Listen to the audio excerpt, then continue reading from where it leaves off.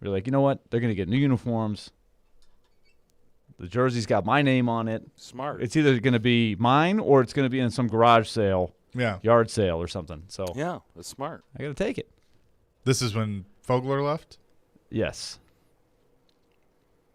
Nice. Not bad. Anybody see the finish to last night's crazy game?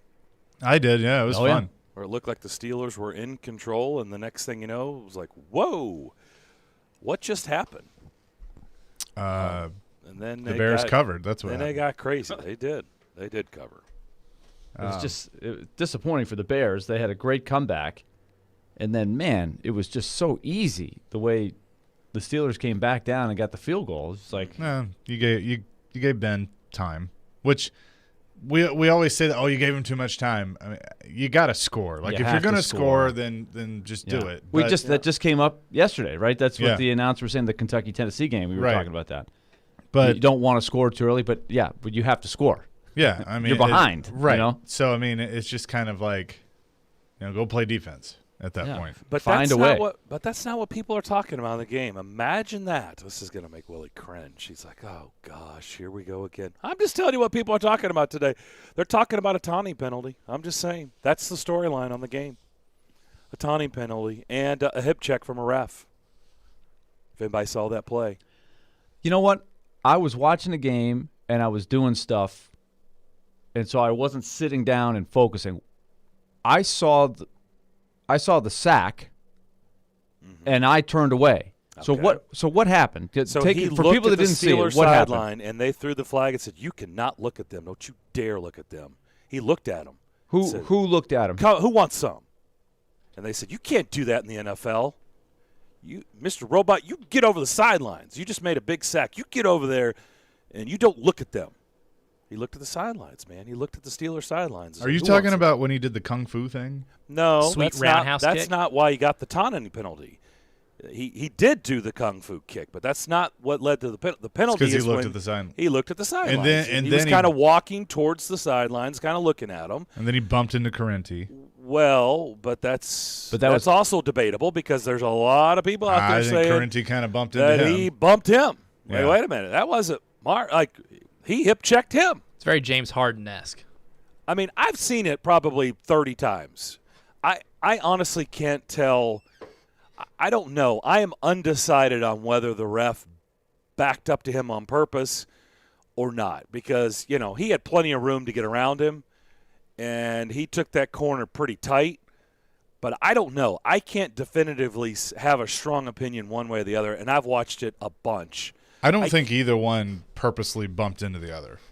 And Really? I've watched it a lot, too. I don't think so. We're both kind of like – I think we're kind of in the same – we're in agreements, but like the people that are like hardcore one way or the other, I'm like, how can you really be hardcore one way or the other? Like I can't really tell. I've watched it a bunch, and I watched it live.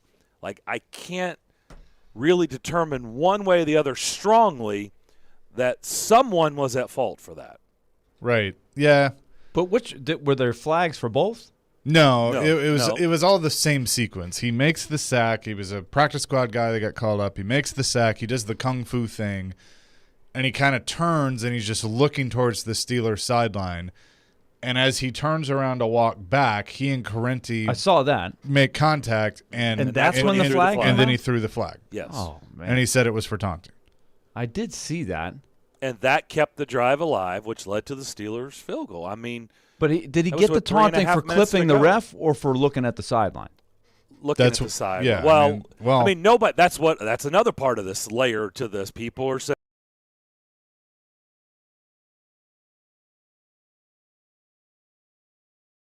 because he was looking at the sidelines. Was it because there was contact made? Was it because of both? Once again, I think a lot of this is very questionable, but it's amazing how many people feel very strongly one way or the other on this. Our resident Steelers fan, Junie from our promotion staff, said Cassius Marsh is who we're talking about, was on the Steelers practice squad last year and some of early this season. He was talking to the sideline about that because he got cut, and so that's basically what led to the to that whole it's sequence. Just horrible. Shame on he should know better. Like, you cannot do that. You cannot like that. You cannot use that as motivation to get you up. Like, hey, you cut me. Look, I just got a big sack. We're getting the ball back. Like, how dare you? Don't show any emotion. Did you see? Just turn around and robot it back to the sidelines. Did you see Louis Riddick and Brian Greasy on SVP talking about it last night? Right after the game, the post game. So. Yes, I did. So remind me where you're going with this. Well, just that Louis was more, kind of like as a defensive player, kind of taking that stance of basically like we're getting crazy with the taunting calls, but you also have to understand that you just made a big play and you got to try and be in the mindset of don't do anything to hurt the team. Brian was just hardcore going after the refs. I mean, he was like, this was a terribly officiated game. I mean, which it was. Yep. It was. So the referee, Tony Correnti, he says after the game that the hip check did not have any bearing on the call. Right, but there's people that don't believe that. Okay. And I don't know if I 100% believe it. I don't either. No, not at all. I didn't judge that as anything that I dealt with. Although you're right, the clip happens and then the flag comes out. Yes. Yeah. Like, that's where it's confusing, because to say it had nothing to do with it, the hip check happens, and the minute there's contact, he reaches for his flag. Right. The thing that listen, criticizing officials is nothing new. We've done it for years. Other entities have done it, but I think you're seeing even more so now because it's gotten so ridiculous that, guys like Brian Greasy aren't holding back, and they shouldn't. And now I'm curious, because coaches and players have to walk a fine line, otherwise they get fined.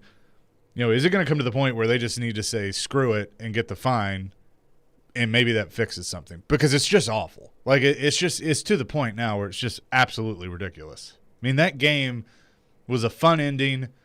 It wasn't a horrible game, but it was, marred by officiating. There were bad calls, not just the one we're talking about with the taunting. I mean, there were bad calls throughout the game, and it's like, just they got to do something. And let's be honest, we're sitting here now. It's probably not going to affect the Titans, because I think we feel pretty strongly after that dominating performance that they're probably going to win this division, so it doesn't matter about that. But can you imagine? This does affect teams in the AFC. That's a win for the Steelers, who are in the thick of things. That could have been a loss. It could have been. We don't know. That was a critical call.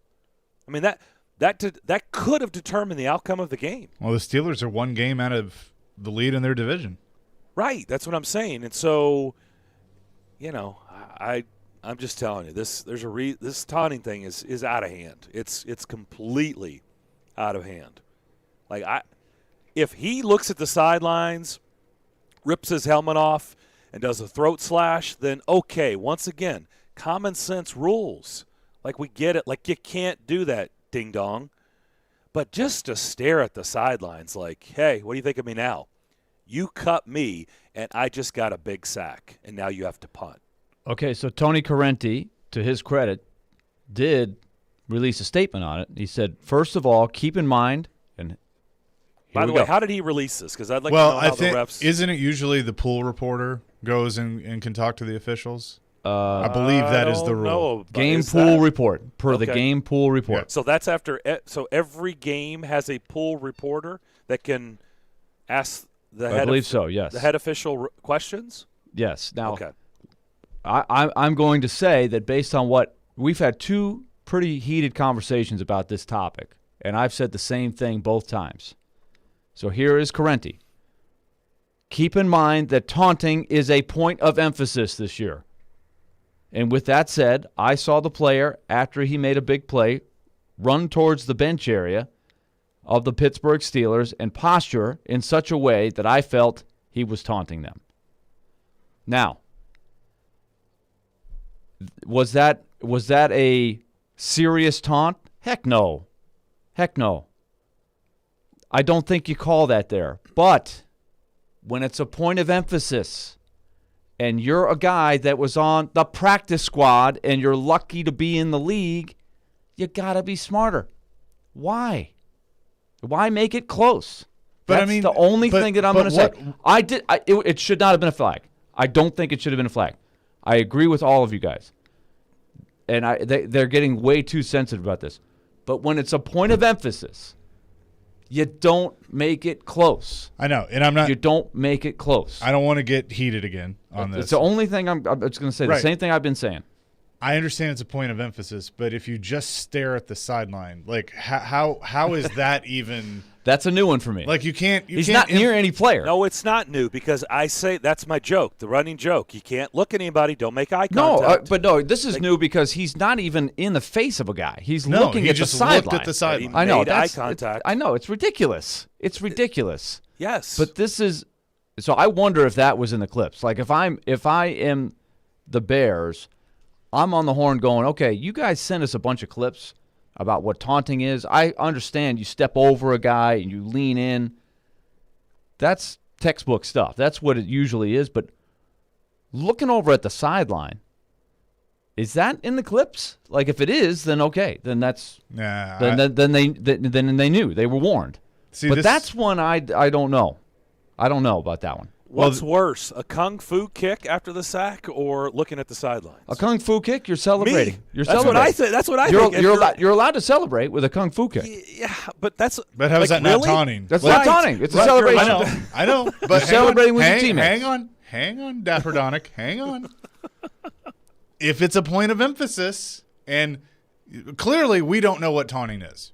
No, that's not true. That's what they. If you are celebrating with your teammates, you're okay. But how is that not a taunt? Like it's a celebration. Okay, it's like a touchdown dance. But even right, but you're doing a kung but how fu is that kick. not a taunt? It's a celebration. But this is what I'm trying to argue. No, I think they've been made clear of that you can do that. That's what you can do. Okay, you cannot taunt a player or the other team. But celebrating, looking at the sideline, to me, I don't know if that's in the category. Has that been told to them? That's what I'm confused about. Because I even think celebrating is, in some ways, you're taunting the other team. Like, hey, I just made a play on you. Like, how is a kung fu kick not considered a taunt? Which I don't think it should be. I'm not arguing that it should be. This is where there's so much gray area with this, and a dude gets flagged staring at the sideline. So here's what Marsh said. I think that one was just bad timing. I think it's pretty clear to everybody who saw it that I wasn't taunting. I've been doing that celebration my whole career, and it's just sad to see stuff like that happen in a close game like that. It's just rough. I don't want to say too much because you know how it is, but the one thing I will say is on my way to the sideline, I got hip checked by the ref, and it's pretty clear. If I were to do that to a ref or even touch the ref, we'd get kicked out of the game and possibly suspended. I agree with him. So I just think that was incredibly inappropriate, and that's all I'll say about that. Okay. But is he wrong? He's not wrong, and good for him for saying it. Now, for him, that's the right amount for him to say because he doesn't have skins on the wall. But this is what it's going to take. It's going to take somebody like Roethlisberger, if it was on the other side, Roethlisberger to say something, somebody that can get away with it, and say like, hey, this is crap. Well, a quarterback isn't going to say it. you need somebody like. But I mean, I'm talking about if it is a situation that hurts his team or whatever, it's got to be somebody of that ilk. Is what I'm trying to illustrate. Like you need Tom Brady to say it. Brady but Roethlisberger has that kind of pull. I mean, he does. No, he does. He's been in the game. He's not respected as much as some other guys we could name. Rodgers. But don't forget, Roethlisberger has had his fair share of hiccups too. I understand that, but he doesn't have a clean sheet. Somebody with somebody of the ilk that can stand up there and maybe they get a fine because the NFL's got a flex, but people are going to pay attention, and if they're up there criticizing, taunting and the officials and saying, "Hey, we got to get this cleaned up because this is crap." That's what it's going to take. Well, I mean, I think it's. If Tomlin, it's getting close because it is becoming louder. and louder and louder, and it should be. That's exactly why we're talking about it. And I'm not going to wait till the end of the season. I'm going to talk about it every single week because it's crap. It's crap. And we don't have to wait till the end of the season to talk about it. We can talk about it now because it's crap. Like, I don't want guys doing stupid things, but my goodness, if you can't stand up after a big sack, a practice squad guy, and yes, Willie, you're right. He's lucky to even be in there on a big stage on Monday Night Football and come up with a critical sack with 3.5 minutes to go, and you can't get up and look at the team that cut you off their practice squad. But come on. I've now looked at it again. Okay, I've looked at it again. Willie's gone to the table. I've gone to the table. I've further reviewed. It's gone under the hood. I am going to put this in the category of when it's a point of emphasis. I'm going to stay consistent. When it's a point of emphasis, you got to know better. I don't think it's bad. But he took several steps. Corrente's point is he never mentioned the karate kick. Okay? And it was a really nice roundhouse kick, by the way. Nice. He's trained. He's done some things there. He knows what he's doing there. There's no problem with that. He's celebrating with his teammates around him there. Okay? But he took several steps over to the sideline. He walked over, and honestly, I don't know if Corrente can tell. His back is to Corrente. So how does Corrente know if he's saying anything or not? But the interesting thing to me is I've seen he the front lets view. it go. It doesn't look like he's saying anything. No, I don't think it is. Let's say for argument's sake he says nothing. But he's still, his body language, he's walking over. He's not really close to the sideline, but he took 6 or 7 steps towards the sideline. Oh, he took a lot. Can't believe he would do that. It was obvious he was motioning towards the sideline. Bad boy. And in this day and age, when it's a sensitive thing, and it is you notice when he gets back over that sideline, his coach jumps his butt. And then he came back and it was lovey-dovey. Yes, he gave him a card. But he was mad at him, though. And he said, I still love you. Because it's like, what are you doing? You just made a huge play. You can't make it close. You can't make it close. He put himself in jeopardy. Now, what's very interesting to me is the guy doesn't throw the flag until it's 1,001, 1,002. I clip him, the hip check, and then he throws the flag. Now, what is up with that? That is what's messed up. And then Corrente wants to say that it didn't have anything to do with that. If Corrente throws the flag right away when he walks over that sideline, then I have to back the referee. Yep. But he waited. And it's like, am I going to do this? Am I not going to do this? What's going on here? Ooh, a little hip check here, and boom, here comes the flag. Like, what's going on there? That's messed up. Yeah. I get and again, I get the emphasis. Don't make it close. I hear this. Don't do dumb that hurt the team. Yes. I hear that. Yes. Thank you, Mike. It's a point of emphasis. But there's got Mike, to could be. you play that one more time? Don't do dumb that hurt the team. I love that. I get that. But there's got to be more, a little bit of a, even though it is a point of emphasis, like we got to, like, if you stare at the sideline, I don't care how many steps he took. Come on. 3, 4, 5, now, 6, 7, 8 steps. If he walked to 8 steps and then backs up, still looking at the sideline, skipping back. I'm skipping back. Never said a word. If he walked to the sidelines and he did the wrestling DX crotch chops, then okay, throw the flag. Like, I get it. Like that if you do that, then yeah, throw the flag. And I would laugh because it's a wrestling thing, but I get it. If you double bird salute, okay, throw the flag. But if you Eli Manning it, you're going to get flagged. Like, we get it. Throat slash, But even to the, like, even if a guy turns and just like arms go out and he's just like the head nod, like, I'm cool, that's fine. Like, what's wrong with that? You're okay with that? What's wrong with that? That's why I think it's an important point is when they sent out these point of emphasis things and they send the clips. This is what we're going to call. Was this kind of thing in there? We got it. It's a rule. We got it. No, okay. what I'm saying is they should have an example of that and said, this is in the category. They can't do that. You know how many examples? There's millions. I mean, how do you know what's going to happen? But that's what they do. I've been in those meetings where they show us, the announcers, what they're going to call when it's a point of emphasis. They have this is if they do it right. Now, that's my question. And this is a good question for Tim because he's been in those meetings too, is sometimes the presentation is clear and sometimes it's not. And so I do wonder if there was an example that looked anything like that. No. That's a pretty new one. I just ask you guys to put the point of emphasis aside. Just throw that over in another pile. I'm just asking you, if I said pick one or the other, which one's more egregious? A kung fu kick or walking toward the sidelines, not saying anything and just staring at them? What would you view as worse? Well, I don't think walking to the sideline is worse. No, I don't think either one is egregious. But if you're making me pick, I'm asking you to. If you're pick making, one. I'm going kung fu kick. Me too. That's a celebration. The kung fu kick is not a taunt. There's no Steelers near when he does the karate kick. He's celebrating with his team there. But there's still, but there's, in my mind, it can be viewed. You can call it a celebration, but it's still a taunt. But he's facing the end zone. He's not facing any Steelers. He's got his teammates around him. That's okay. Now, if he had gone over to the sideline and then done the round off, then that's a no-brainer. That's directed right at. Just remember, I just kicked you in the 2 butt. pumps, you're good. 3 pumps, that's a fine. 3 pumps is a fine. 3 pumps is a fine. Let's go to Wayne on our phone line, driven by WilsonCountyHunting.com. He wants to weigh in. What's up? Hey, good morning, guys. I want to take this a step further. And do you think the NFL is ever going to make their officials be accountable? Because we bring it back locally here. We already know who's refereeing the Titans game this week, and I feel like we've already lost. And that's really? Sad Jerome Boger. Jerome Boger is going to be the official. And it's sad that I can stare at that and go, oh, my gosh, well, there's already 10 holding calls and 3 personal fouls on us. Let's go ahead and count it. Get the other team 14 points, we'll start.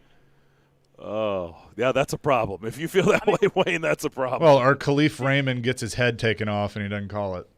That happened a few years ago. It's just sad that the NFL looks at this and goes, oh, everything's fine. Everything's not fine. You have 2 primetime games that have had bad officiating between the Titans game Sunday night and the game last night. And I know the NFL has a social media person that's watching all this stuff. Of course they do, but they don't. Us, Wayne. Yeah, good call. Thanks, Thank Wayne. you. But they don't care because they're the NFL, and that's going to be their attitude until things really, really get bad, and they're just not going to. But it's getting louder and louder. It's getting louder, but are they still making money? Are people still going to the games? I mean, so that's all they care about. I think, honestly, you brought up the player with skins. And I do think that's true. But I think if you also get some of these, Brian Griese is there. But, if you can get like the Tony Romos, if you can get Peyton Manning on the Manning cast, if you can get some of people basically covering the game with, that have huge names and huge influence to really start pounding this, then you watch. There absolutely will be some shuffling done in the offseason, without a doubt. Well, let me give you one last quote. Matt Nagy. He could see it says, this is right after the game. I didn't see it. Hard for me to comment. I haven't seen it. I think we understand it's a very emotional game. It's a different deal when you're watching on TV. Not excusing anything, but we got to be smart. It's an emphasis this year, right? It's a major emphasis. So knowing that it's a major emphasis, we as coaches and players have to make sure you don't even put it in the gray area. Don't put it in that area. You guys did a great job. You work like hell to get off the field. So come off the field and celebrate with your guys. That's all. He's making the point. Here's the problem. Don't make it close. But here's the problem I have with that. Because I think if that had been on the other sideline, if that had been Mike Tomlin would have walked to the locker room and said, somebody show me that play right now. I want to see it before I get asked about it. He should have been able to see it before he goes and gets asked about it. I think he had seen it, Nagy, but he has to say that he hasn't seen it. So he has to stay within the area so he doesn't get fined. Then nothing's going to change. He doesn't get fined. That's what we're talking about. No, but what he's saying, I'd like his answer because he's showing that the player has some accountability there. When you put it in that area, you are susceptible to getting screwed by the official, which is what happened. Look, I'm sure it'll stay with him. He put himself in that position. Next year when he's an offensive coordinator somewhere, I'm sure somebody will bring it up and he'll have to comment again on it. He'll probably have a different answer when he's the OC somewhere else. Let's go to Larry, who's on our phone line, driven by WilsonCountyHunting.com. Hey, guys. Thanks for having me. Yeah. The problem with that taunting rule is that so many times we watch plays where a defensive back knocks the ball out of bounds on the opponent's sidelines. He's holding his hands up, staring at them, or the quarterback's running down the field. They've left it completely to the officials as to whatever their opinion is. And that official last night taunted that young man from Chicago by throwing the flag after he bumped him. He was taunting that player. I guess you could argue that he was. Well, I mean, it's in play. I mean, there's no doubt that's in play. Sure. He watched that guy leave the field and stepped in front of him and was pulling the flag out, but didn't throw it until he bumped him. That's the biggest problem I have with that whole sequence is the timing of the flag. So you want the players to keep their emotions in check, but yet the ref couldn't keep his emotions in check. That is a very, very good. They're not even playing question, and yet the ref couldn't even keep his emotions in check. But we want the players who are out there playing a crazy, crazy game that you have to be a little bit crazy to sign up for. Keep your emotions in check, but the ref couldn't. Okay. I think he got mad at the guy going over there. He knew he was going to have to call a flag. He didn't want to call the flag because he knew the situation of the game. And I think, I'm watching the game. He stepped in front of that guy on purpose. He was watching him. Yeah, we've seen it too. Larry, we agree. Good call. Thank you. Yep. Yeah, I mean, I'll rest my case with that. You want players not to show emotions, but yet a ref couldn't even keep his emotions in check, and yet the player's the one who gets the huge penalty. Huge penalty. I mean, it's a game changer. I'd like to have heard a couple follow-up questions from the pool reporter about that. Do we know if there's a limit on your questions? I don't know. Just get one. Yeah. Well, I've looked up. We know who the pool reporters are for the Titans, and so we can ask them how that works. Reporters? Did you say plural? Yeah, there are two. Now, keep in mind, if people didn't see the game, the Bears gave up a field goal when they wouldn't have on that, so they go down by 6. But they still did take the lead, and they had a chance to hang on and win. So they overcame it to a point. So we don't know what would have happened if they didn't call that penalty, but it was a big play. We will see how it affects our rankings. Yes, we will come back with this week's installment of our NFL Top 10 rankings for Week 10. We'll do that on the other side as you listen to Darren Donica Chase, ESPN 102.5 The Game. Titans on 3. 1, 2, 3. Titans. Those guys played fantastic. It was fun to watch them play. The Titans are the NFL's hottest team. Big plays, big moments. It's just incredible. After consecutive wins against the Bills, Chiefs, Colts, and Rams. Man, were they good. Oh. It's unbelievable. You're home for the best Titans coverage. That is a team that is putting it all on the line. They stepped up big time. Is Nashville's best sports talk. ESPN 102.5 The Game and the Game Nashville app. Calling all sweet tooths. Head to Nashville Toffee Company, a place where rich, chocolatey daydreams are created from a secret family recipe generations in the making. Their toffees and candies are handcrafted in Nashville using all natural, kosher-certified ingredients. Sweet creamery butter, pure cane sugar, premium roasted nuts, deep rich chocolate, and sea salt. Visit NashvilleToffeeCompany.com or drop by their headquarters on Air Lane Drive for a positively hassle-free shopping experience. Whether you're buying for 1 or 100, Nashville Toffee Company is here to make your holiday gift giving easy.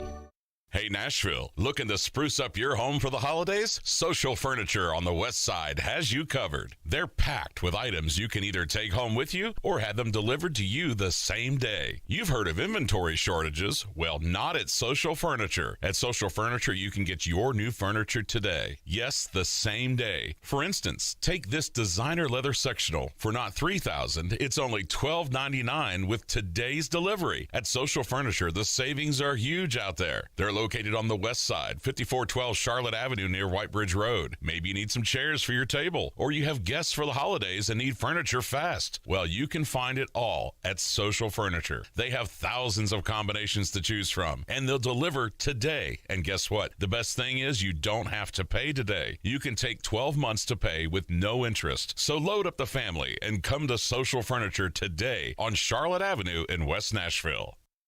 Hey, it's Jared from my friends at Edmunds. Thanks to Edmunds for sponsoring the show. Deals on new and used vehicles have been harder to find recently because of car shortages and increased demand. I think you don't want this stress of researching prices and budgeting. If you or your family or friends are in the market, you've got to use my friends at Edmunds. When I use the Edmunds website, it's very easy to find exactly what you're looking for. They have helpful filters so you can search by make, model, color, and you can find dealerships that are close to you and offering home delivery. And these days, you gotta love that. Over 50 years of car shopping advice and price guidance all in one place. Edmunds gives you resources for every part of the process of buying or selling a car. You can get a free online appraisal in under 1 minute with options for a real cash offer from a participating dealership.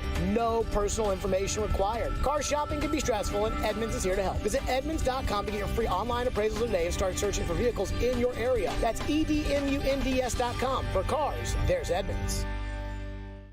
Zines First is the official sign company for 102.5 The Game. Go to sfnash.com.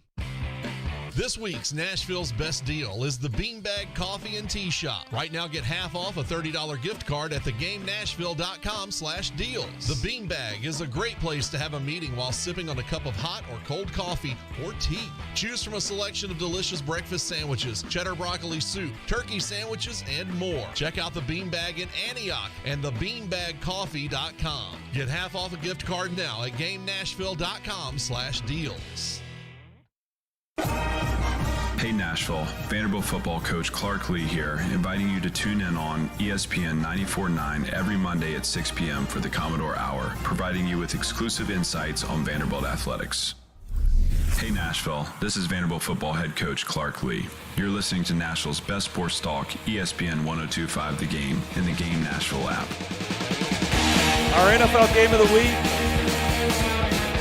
right here on ESPN 102.5 The Game, is going to be the Vikings out in L.A. to take on the Chargers. That has a 3:05 kickoff. That'll be here on ESPN 102.5 The Game. That game is brought to you by Red Spirits and Wine in Bellevue. So keep that in mind after the Titans wrap up their game against the Saints. Okay, just keep that in mind. Back here on Darren, Donick, and Chase here on this Tuesday morning. Our show is presented by Creation CBD. Creation CBD products curated for life. It is time to do our top 10 NFL rankings for the week. Going into week 10. Are we ready? As ready as I'm ever going to be. Yeah? Okay. This was tough, man. Well, we've been starting at the top and working down, so we'll continue to start at the top and work down. Last week, my number one team was the Rams. Willie's number one team was the Rams. Chase had Dallas. How did those two teams do? How'd they fare last Not great. week? Yeah, not great. Both took L's. Both took L's at home. Hear that? That's them dropping. One to a good team, one to not so much a good team. So with that being said, I'll kick things off. I was thoroughly impressed by Arizona. I had Arizona 4 last week, and I have bumped them back up to number 1. No Kyler Murray, no DeAndre Hopkins, no problem. Read the 49ers. Like, with Colt McCoy, are you kidding me? Yep. So, and James Conner. Colt McCoy and James Conner carved up the 49ers. So I am putting Arizona for the first time number 1 on my list. So I've got Arizona number 1. Willie, what do you got? Got to go Arizona. I mean, this one was pretty clear cut for me, especially with all the tumultuous things that happened to a lot of the teams that were just behind them. So it was not debatable for me. Okay. Wow. We 3 for 3? We are 3 for 3. The Arizona but Cardinals. how could it be anybody else right now, honestly? Yeah. There's a Well, I mean, I didn't have Arizona 1 when the first week we did it in week 8 and they were undefeated. I didn't have number 1 last week. I had but him number 3. You had him number 1 in week 8. I didn't. And you can make Chase an did argument too. for another team, but I'm going Arizona. Yep. Okay. So we go 3 for 3. All right, Chase, you start number 2. Number 2 has vaulted up in my top 10. They were previously number 7. And I looked at it, I thought about it, and I had to do it. The Tennessee Titans are number 2. So you had Titans 7 last week. They go to number 2. Willie, what do you have at number 2? And let me throw this out there. After I did this, I just said, out of comparison, I went and looked at NFL.com, and they have the Titans at number 3. They were 9 last week and vaulted them that high. Go ahead, Willie. I have the Buccaneers at number 2. Numbers are really good. They move up a couple spots for me. In a bye week. Yeah. Okay. And I you know, there had to be some recalibrating because all these teams lost.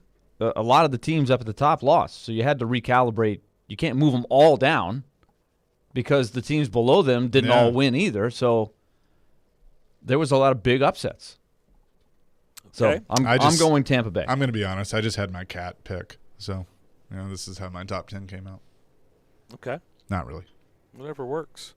I had the Titans 6 last week. I have vaulted them up to number 2, and quite honestly, I thought it was a no-brainer. I mean, we've already talked about it on yesterday's show.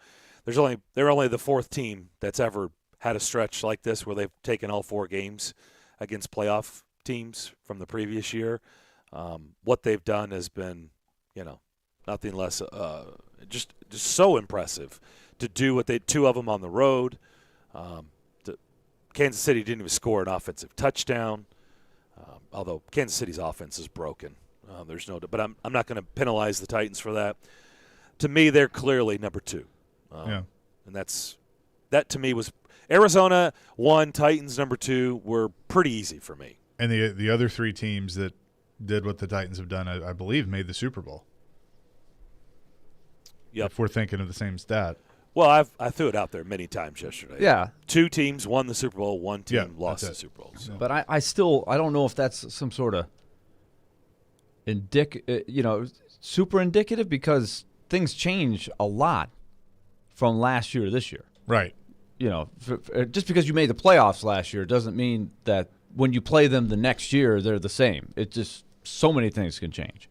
But it's fair. It's a good stat. So all right, I will start number 3.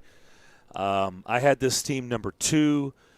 The first week we started doing this, I pushed them down to 3 because of the situation that they were facing, and I knew they were going to lose with the guy who's supposedly next in line, and he looked exactly how I thought he would look, and that's terrible.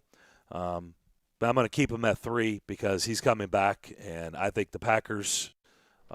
How's their defense look? It's looked pretty good, hasn't it? I think their offense is really good with Aaron Rodgers at the helm. I think Green Bay's really good. So I've got the Packers at number 3. Okay. Okay. Let Willie go. I have the Titans at number 3. Got to give it to them. I will tell you, I've listened to a lot of national things, and I've looked at some websites. The reason that people are still hesitant, I think because of just there's also a little bit of a non-spotlight on Nashville that there's always been. Obviously, the Derrick Henry thing has got people skeptical. But the other thing that even when Derrick Henry was there and playing, the underlying numbers for the Titans would still suggest that they've overachieved a little bit. But and that's even on a website like Football Outsiders where they factor in who you've played.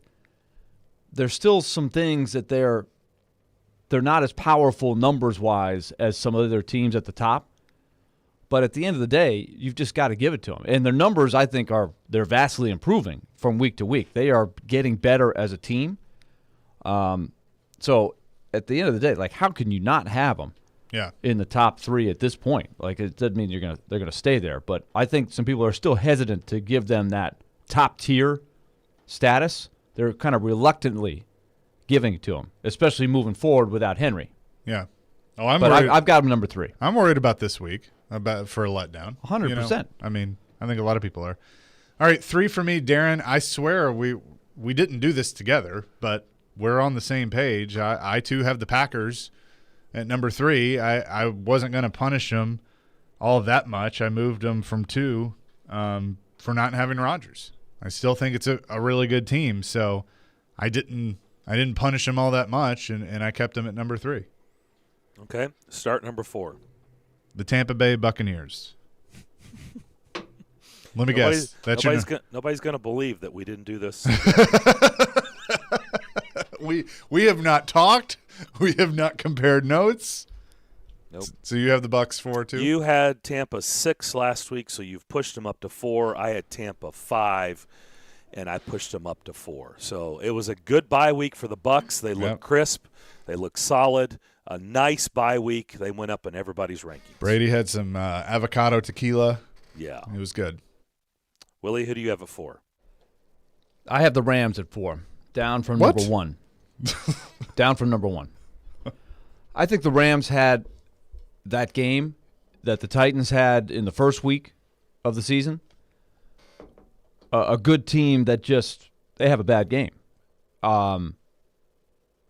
They're the least penalized team in the league, and they get 12 penalties for 100 and something yards. Matthew Stafford, he's not making the kind of throws that he made in those back-to-back plays that cost them the game on Sunday.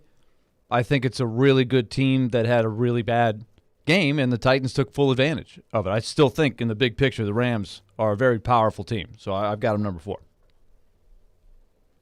Okay. And again, statistically, what they've done, they are one of the more dominant teams in the league, even after the loss. Well, I will just go on and start 5 then. I agree with you, and I had the Rams 1. They obviously have to slide back, and they slide to number 5 for me. So I've got the Rams 5. They're still really good. Didn't look good on Sunday night, but it's one game, and I've penalized them for it. They'll rebound, I'm sure, and they'll get back on track. But for now, I've got them at number 5. Okay, we're finally different. This is where I put the Cowboys. It was a bad loss, for sure, to a not-so-great team. I don't really know what was going on there. I had them number 1 last week. So they did drop, but I still look at the overall body of work, from the season as a whole. A gutsy win over the Patriots. They hung tough with the Bucs. I still think they're a good team, and so I have them at 5. Is Dak okay? That's well, he didn't look okay on Sunday, but that's a big concern. They couldn't score until late in the game. So against Denver, yeah, they were down 30-0. Yep.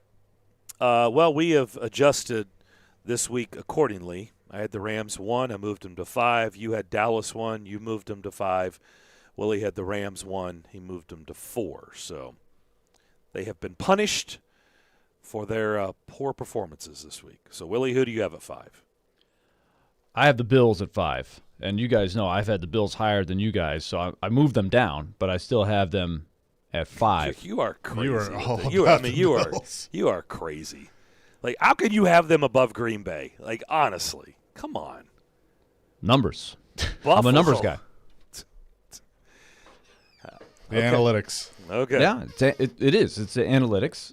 I mean, the recency is that they've stunk it out the last couple of games, really. But I still think that they are one of the best teams in football. They're in a slump right now. They'll come out of the slump. That's my belief. So I have them at number 5. Okay. Who do you have at 6? You guys laughed at me last year when I kept the Ravens in the top 10, and I told you they're not going to lose again. You had Buffalo 2 last week. I had them 8, and Buffalo went to Jacksonville. But last year, when I kept putting the Ravens in there, and you guys were saying, what are you doing with the Ravens? What's going on? I said, they're not going to lose again. And they didn't lose again, and then they beat the Titans in the playoffs. So I didn't like being right on that because I can't stand the Ravens. I don't like them, but they're good. Right. So, and just like I'm telling you this year, I don't have the Colts in my top 10. The Colts are going to make the playoffs. I'm telling you. We're not doing that. This is not a projection poll. It's week by week. It's the top 10. Yeah. It's the body of top work to 10 this teams point. in the league. To this point. Well, then let's just put everybody's record in there and then list the 10. There's got to be some analysis when you put by the record? Is that how we? I don't. That's what you're saying. Just saying to just do the top 10 teams right now. So right now the Titans have 7-2, so they should be. I could go look at our previous weeks, and it has nothing. Record is not dictating our top 10. So. No, according to you, it's right now. The body of work to this point. Yeah, the body of work is your record, isn't it? To this point. It's not week to week. It's the body of work to this point. Okay, so that's my point, is there's analysis, there's stats, there's more than the record. That's why I'm telling you that the Bills are one of the top teams in football. I have them at number 5. Robbie Stanley tweets at us and says, Willie's disrespect of the Packers is noted. Yep. Good. I hope the cheeseheads come after him. Come after me. At Willie D1025. Come after him, cheeseheads. It's okay. Jeff on our text line, driven by WilsonCountyHyundai.com, says, old Homer Macababe. Talking about the Cowboys.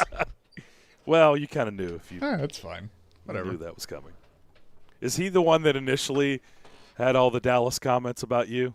No, you to I stop think talking about the Cowboys. It may have been Jeff. I thought it was somebody else. I thought it was Jeff, but I could be wrong. It could be. Remember, he wanted you to stop asking Hasselbeck about the Cowboys. Yeah, well, I think that was Jeff. I think there's a chance that I asked Hasselbeck about the Cowboys today, and how bad of a loss that was. All right, I'll start 6. I've got Dallas at 6. I had them 2 last week. I've pushed them down to 6. Just a horrible loss. They looked pathetic against the Bears on Sunday. It was 30-0 at home. I mean, not the Bears. It was Broncos. What's the difference? Wrong B team. Yeah, you're right. There's not much of a difference. I'm with you on that. So I pushed Dallas down to 6. They're still good. So we have adjusted. Loss. You and I have adjusted the same way. You go 2 to 6. I go 1 to 5. Yep. So what do you have at 6, Chase? That is where I put the team that I have been wrong about this year, the Baltimore Ravens. I have moved them up to 6. They are slowly but surely climbing up the standings. So I have those ugly purple birds there at 6. Okay. I'm sure Willie's got the Colts at 6. You want to make it official? Who do you have at 6? I have the Cowboys at 6, just like you do. Okay. So we don't disagree on everything. I've moved Dallas down a little bit. I mean, you got to move them down some. I had them at number 5 last week. I was always I've still been a little skeptical of him. I'm worried about Dak. I really am. I don't. He's the guy that was playing at an MVP level, and he's bothered right now. That offense. I know the Broncos have a very good defense, but to not score until you're down 30-0. Yeah. What's going on there? It was pretty alarming. Pretty alarming. They looked like they were sleepwalking. And then the people that, like me, and there's a lot of them out there that think Mike McCarthy's a little bit overrated as a head coach. A little skeptical. They kind of come out and go, wow, nice job, coach. All right, number 7. Willie, what do you have at 7? I have the Packers at 7. Oh, boy. Wow. Oh, boy. Wow. Cheeseheads come after Robbie. I mean, I'm respect concerned at all. I'm concerned about their chemistry. Robbie's going to come cut your tires. Their you know that, chemistry. Right? Yes. Worried about their chemistry. I'm concerned about their chemistry. Like their lab, like what they're doing, like what the kind of concoction they're putting together in the lab. What do you mean? What kind of what's chemistry? I think it's pretty obvious. I think, from the start, going back to the offseason, the whole relationship between Aaron Rodgers and the team and all of that stuff, I think there's a lot going on there. And there continues to be with the new chapter. We don't even know if he's playing on Sunday. The Jordan Love thing, you would certainly like to see more from him. They don't have a great defense, and they have horrendous special teams. So they're 7. I mean, I've got them in the top 10. But I think they're a notch below what their record would tell you. Last 2 weeks, their defenses look pretty good to me. Well, you just got done talking about how terrible the Kansas City Chiefs offense has been. Mm-hmm. So that's part of it, right? They're a struggling offense. Mm-hmm. Okay. I've got the Ravens at number 7. I had them 7 last week. I know they came off an overtime win over Minnesota. I wanted to move them up a little bit, but I just didn't know, Dallas, Rams, Tampa, Green Bay, Titans, Arizona. I just don't feel like they belong above them just yet. So I've got them 7. Chase? 7 for me is where I put the Rams after, they did lose to a good Titans team, but just did not show up on Sunday night. I still punish them a little bit for – even though it is the NFL, just that game against the Lions. So I went with 7.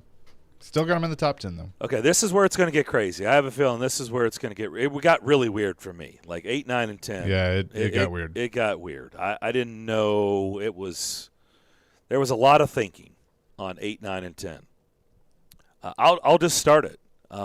First time in my poll. You guys have laughed at me. Chase has certainly taken his fair share of shots of Steelers, don't count them out. Still believe that? Oh, all of a sudden they're winning games.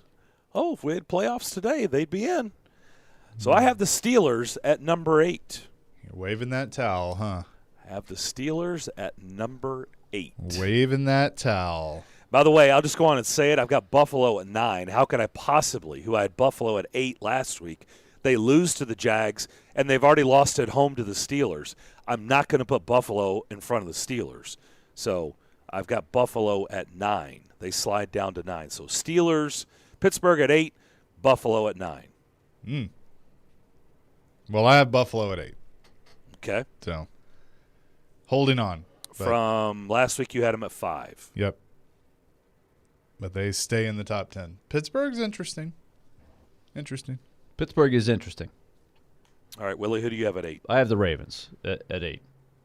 They just keep finding ways to win. You got to give it to them. Every game that they play is absolutely razor's edge. It's unbelievable. They easily could have lost the game against the Vikings, but they threw a pick in the overtime, and the Vikings had the ball ready to roll. Usually you get a momentum play like that in overtime, all you need is a field goal. It's like, go get it, man. You got a chance. But it was the Vikings. They tend to lose those games. They do. And the Ravens have won more than they've lost, obviously, in games like that. But, man, they have had drama. How is our friend that is a Vikings fan doing these days? Darren. Oh, he said they were going to stink this year, so he had the expectations low. He's just saying, see, I told you. Yeah. So, Willie, go on and take 9. Who do you have at 9? At 9, I have the Saints. I had them at 8 last week. I just slipped them. I moved the Ravens up ahead of them just because, the Ravens, like I just said, they're figuring it out. But the Saints are a solid team. Question marks going forward, but I think their defense gives them a chance every week. They have a really, really good defense. Okay. Chase, who do you have at 9? 9 for me, making their debut in my top 10, the New England Patriots. I've been saying it that I think their record, or they are better than their record shows, and now they're starting to put some wins together. I think Mac Jones is looking solid as a rookie quarterback running that offense, and they too find themselves in the playoffs right now. So watch out for New England. Okay. Chase, go on and take number 10 to finish it up. This was the hardest one. You just said Pittsburgh, which I think is interesting. I thought about Cleveland, but again, how much of that is Cleveland okay and good, and how much of it is Cincinnati falling back down to earth? So I went with the Chargers. I put the Chargers in the top 10. Chargers, okay. Man, there's so many teams with so little difference between them in this area, in my opinion. I don't know if you guys it's very think the jumbled. Same thing. Very jumbled. All right. Willie, who do you have at 10? I had the Patriots at 10 last week. I'm sticking with them at number 10. I think they're playing good football right now. Their defense is solid. I think it's going to give them a chance each week, and the offense is just good enough. It was down to 2 teams. So I've actually got 2 teams in my top 10 for the first time, the Steelers and number 10.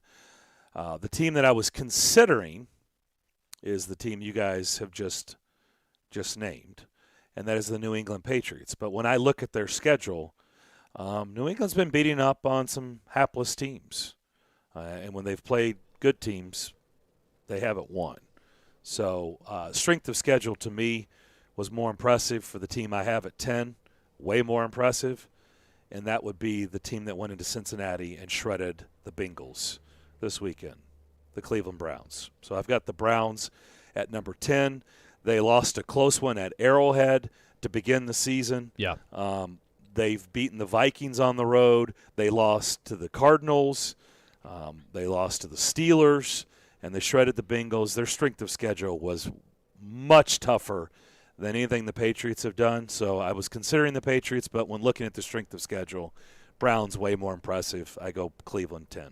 I agree with you 100% on the strength of schedule. If we were to go to 11, I have it listed right here. I have Cleveland at number 11.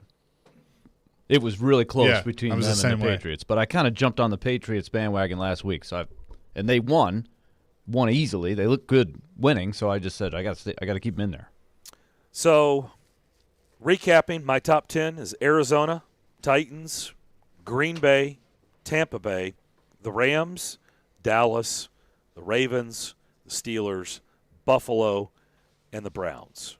This is starting from the top to the bottom. Willie's top 10, Arizona, Tampa Bay, the Titans, the Rams, Buffalo, Dallas, Green Bay, no love for the Packers, Rodney Dangerfield, Ravens, New Orleans, New England. Chase's top 10, Arizona, Titans, Green Bay, Tampa Bay, exactly my top 4. Then Dallas, Ravens, Rams, Buffalo, New England, and the Chargers. How about that? All right, Willie, why don't you take us to the break and tell everybody about Loan Pronto. All right, Loan Pronto wants you to know at this time of the year, you can really make some major moves and help get your finances in order for the holiday season. I mean, think about that. We're closing in on Thanksgiving, but with Loan Pronto and their zero-cost refi, the process is all digital. There's very little paperwork, and the process can be done in about 14 days on the average. And so when I say, what is the deal? That means with the APRs as low as they are, they can get you a rate in the 2s. And I mean, it is going to lower your monthly mortgage payment big time. And it's also going to have you skip your next couple of house payments. Now, how does that sound for your holiday budget? Sounds pretty good to me. So even if you've refinanced fairly recently, you know, we've done it from time to time. We've lived in our house for about 21 years now. This is a great time to do it for Loan Pronto. If you haven't done it in a while, they can get that mortgage rate lower because it's so low right now. Take advantage while you have the chance. And if you need cash right now for something, maybe it's holidays, maybe it's a renovation that you want to do in your house, maybe you need to pay off some credit card debts, get your finances in order, home equity loan is a great move to use with Loan Pronto.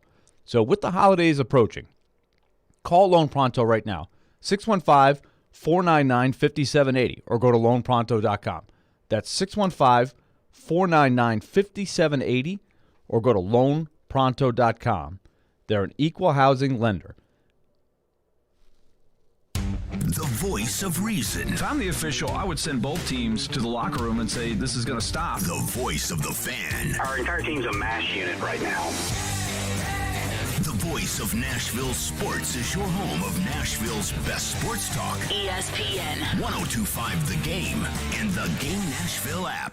Hey, Nashville, looking to spruce up your home for the holidays? Social Furniture on the West Side has you covered. They're packed with items you can either take home with you or have them delivered to you the same day. You've heard of inventory shortages. Well, not at Social Furniture. At Social Furniture, you can get your new furniture today. Yes, the same day. For instance, take this designer leather sectional. For not $3,000, it's only $1,299 with today's delivery. At Social Furniture, the savings are huge out there. They're located on the west side, 5412 Charlotte Avenue near White Bridge Road. Maybe you need some chairs for your table, or you have guests for the holidays and need furniture fast. Well, you can find it all at Social Furniture. They have thousands of combinations to choose from, and they'll deliver today. And guess what? The best thing is you don't have to pay today. You can take 12 months to pay with no interest. So load up the family and come to Social Furniture today on Charlotte Avenue in West Nashville.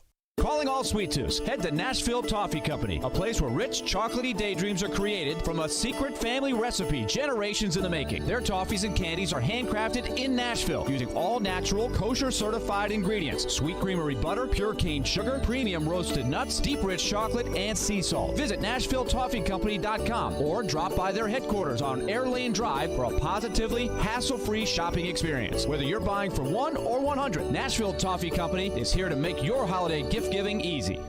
Signs First is the official sign company for 102.5 The Game. Go to sfnash.com. ElectronicExpress.com. We make it happen. These are battles, these are grinds. We don't panic, we don't freak out. That's how we're built. 1, 2, 3, 9. This is The Drive to the Playoffs, brought to you by Coleman Tractor on Nashville's best sports talk. ESPN 102.5 The Game in the Game Nashville app. Big storyline going into the Titans' big Sunday night football tilt was the injury of star running back and MVP candidate Derrick Henry. But the storyline during the game was the dominant performance of defensive lineman Jeffrey Simmons, who recorded 6 tackles, 3 sacks, and hit Matthew Stafford 4 times. According to Mike Vrabel, Simmons' breakout season is a result of confidence and improved technique. Well, he's been a fantastic person, leader, contributor for us since the day that we drafted him, and he's really playing with a lot of confidence, and I think that his technique is what's improved. He was always just a big, powerful, play hard, be disruptive player, and I think we're all starting to see some of the technique, that everybody, that those guys up front are coaching them, and he's feeling some confidence in it and showing that it works. This is Elijah Campbell with your Drive for the Playoffs update on ESPN 102.5 The Game. Christmas shopping starts now at Electronic Express. Get huge savings on the hottest gifts with up to 50% off in every department. 4K TVs, computers and gaming, smart home, housewares, and more. That's not all. Get up to 50% off all your appliance needs in stock and ready to deliver. Plus, buy now, pay later with up to 36 months free financing. We've got what you need this Christmas at Electronic Express. We make it happen. Looking for relief from joint pain? Trying to avoid surgery? Regenerative treatments have arrived in Nashville. Natural biologic therapies at QC Kinetics. Get lasting joint pain relief. Call QC Kinetics, 615-249-4024. That's 249-4024. Nashville's best sports talk, locally owned, home of our Nashville Predators. WPRT-FM Pegram, 97.5 Murfreesboro, WBUZ HD2 Laverne, online at thegamenashville.com. We are ESPN 102.5 The Game. Live from the Game Nashville studios, it's time for Darren, Donick, and Chase. With hosts Darren McFarland, Willie Donick, and Chase McCabe. On Nashville's best sports talk. ESPN 102.5 The Game.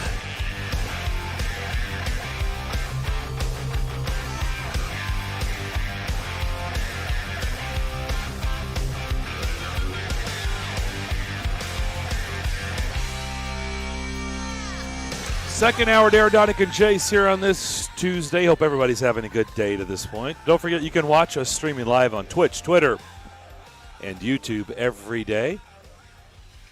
As our video streaming is brought to you by the law offices of Amanda Gentry. I just realized if you were watching just now, I turned the camera on a little too early coming out of the break because I was picking potato chips out of my teeth. So you could have seen that. That's nice. It would have been a nice visual for you. Nice.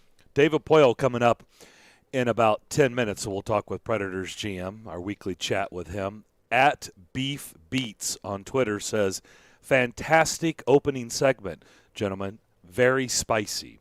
It was. There was a lot of Willie sass there in the first segment, so I agree with you, Beef Beats. A lot of sass from Willie. Is that what he said? No, he didn't say that. Oh, okay. You're using that. I'm throwing in that you had some sass. I do want T-shirts that says "I don't need your sass." That was when one of the better moments. That's why I brought it up. Was it pick six, or what were we doing? Yeah, it was pick six. Yeah, and he was like, "I wasn't asking for your sass." I wasn't. I don't think I asked for your sass. I can't remember why I did that. But yeah, there's been some high emotions today. This is good. I think Wes was bothering you that day on the show, so Well, that was yesterday that we had the West moment. I don't know what the heck I was doing at that point. That was funny. I have no idea where that came from. Vince texted me. He was like, that was a strange ending. Yeah. I texted Vince after. I just texted him one sentence. I said, why did I call you Wes? Thanks, Wes. Vince is like, okay, guys, have a good one. Yep. I was told via text, our text during the show, Willie, wrap it up and send it to the break. And so I looked up and I said, Wes, thanks a lot. Great job. We'll talk to you next week. And you guys are all looking at me like I had 3 heads in the studio. No, I literally was like, and I said, did I just call him Wes? Not one of my best radio moments. That's funny. At Mark A. Cleveland tweets at us and says, I heard you guys discussing yesterday the mask situation, right? Especially at the rink, right, with the cold air.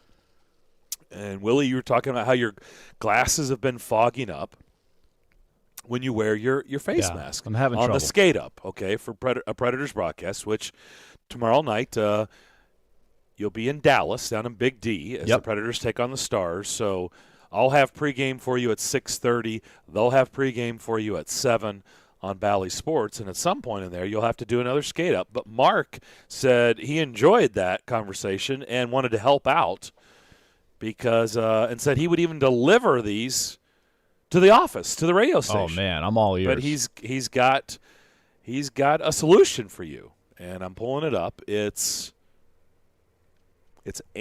seals are your anti-fog solution. Okay. Tired of foggy glasses, and it's Unity PPE. Unity PPE, and apparently this will keep your mask secure. It's for all mask types, and it's going to keep your glasses. They're not going to fog you up. So he's tweeted at us, so you can see it. You can see what he's talking about. Okay, I'll take a look at it. And in the meantime, I've just pitched the glasses for the report down on the bench. The protocol is this: like we're not calling the game with masks on. We never really have had to do that.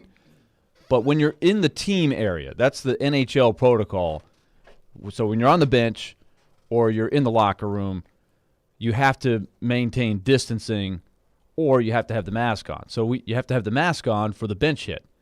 So my problem is, first, I kept my glasses on, and I fogged up all over the place, and Lindsay and Mace were all over me saying, get some windshield wipers down there for that guy. You can't see.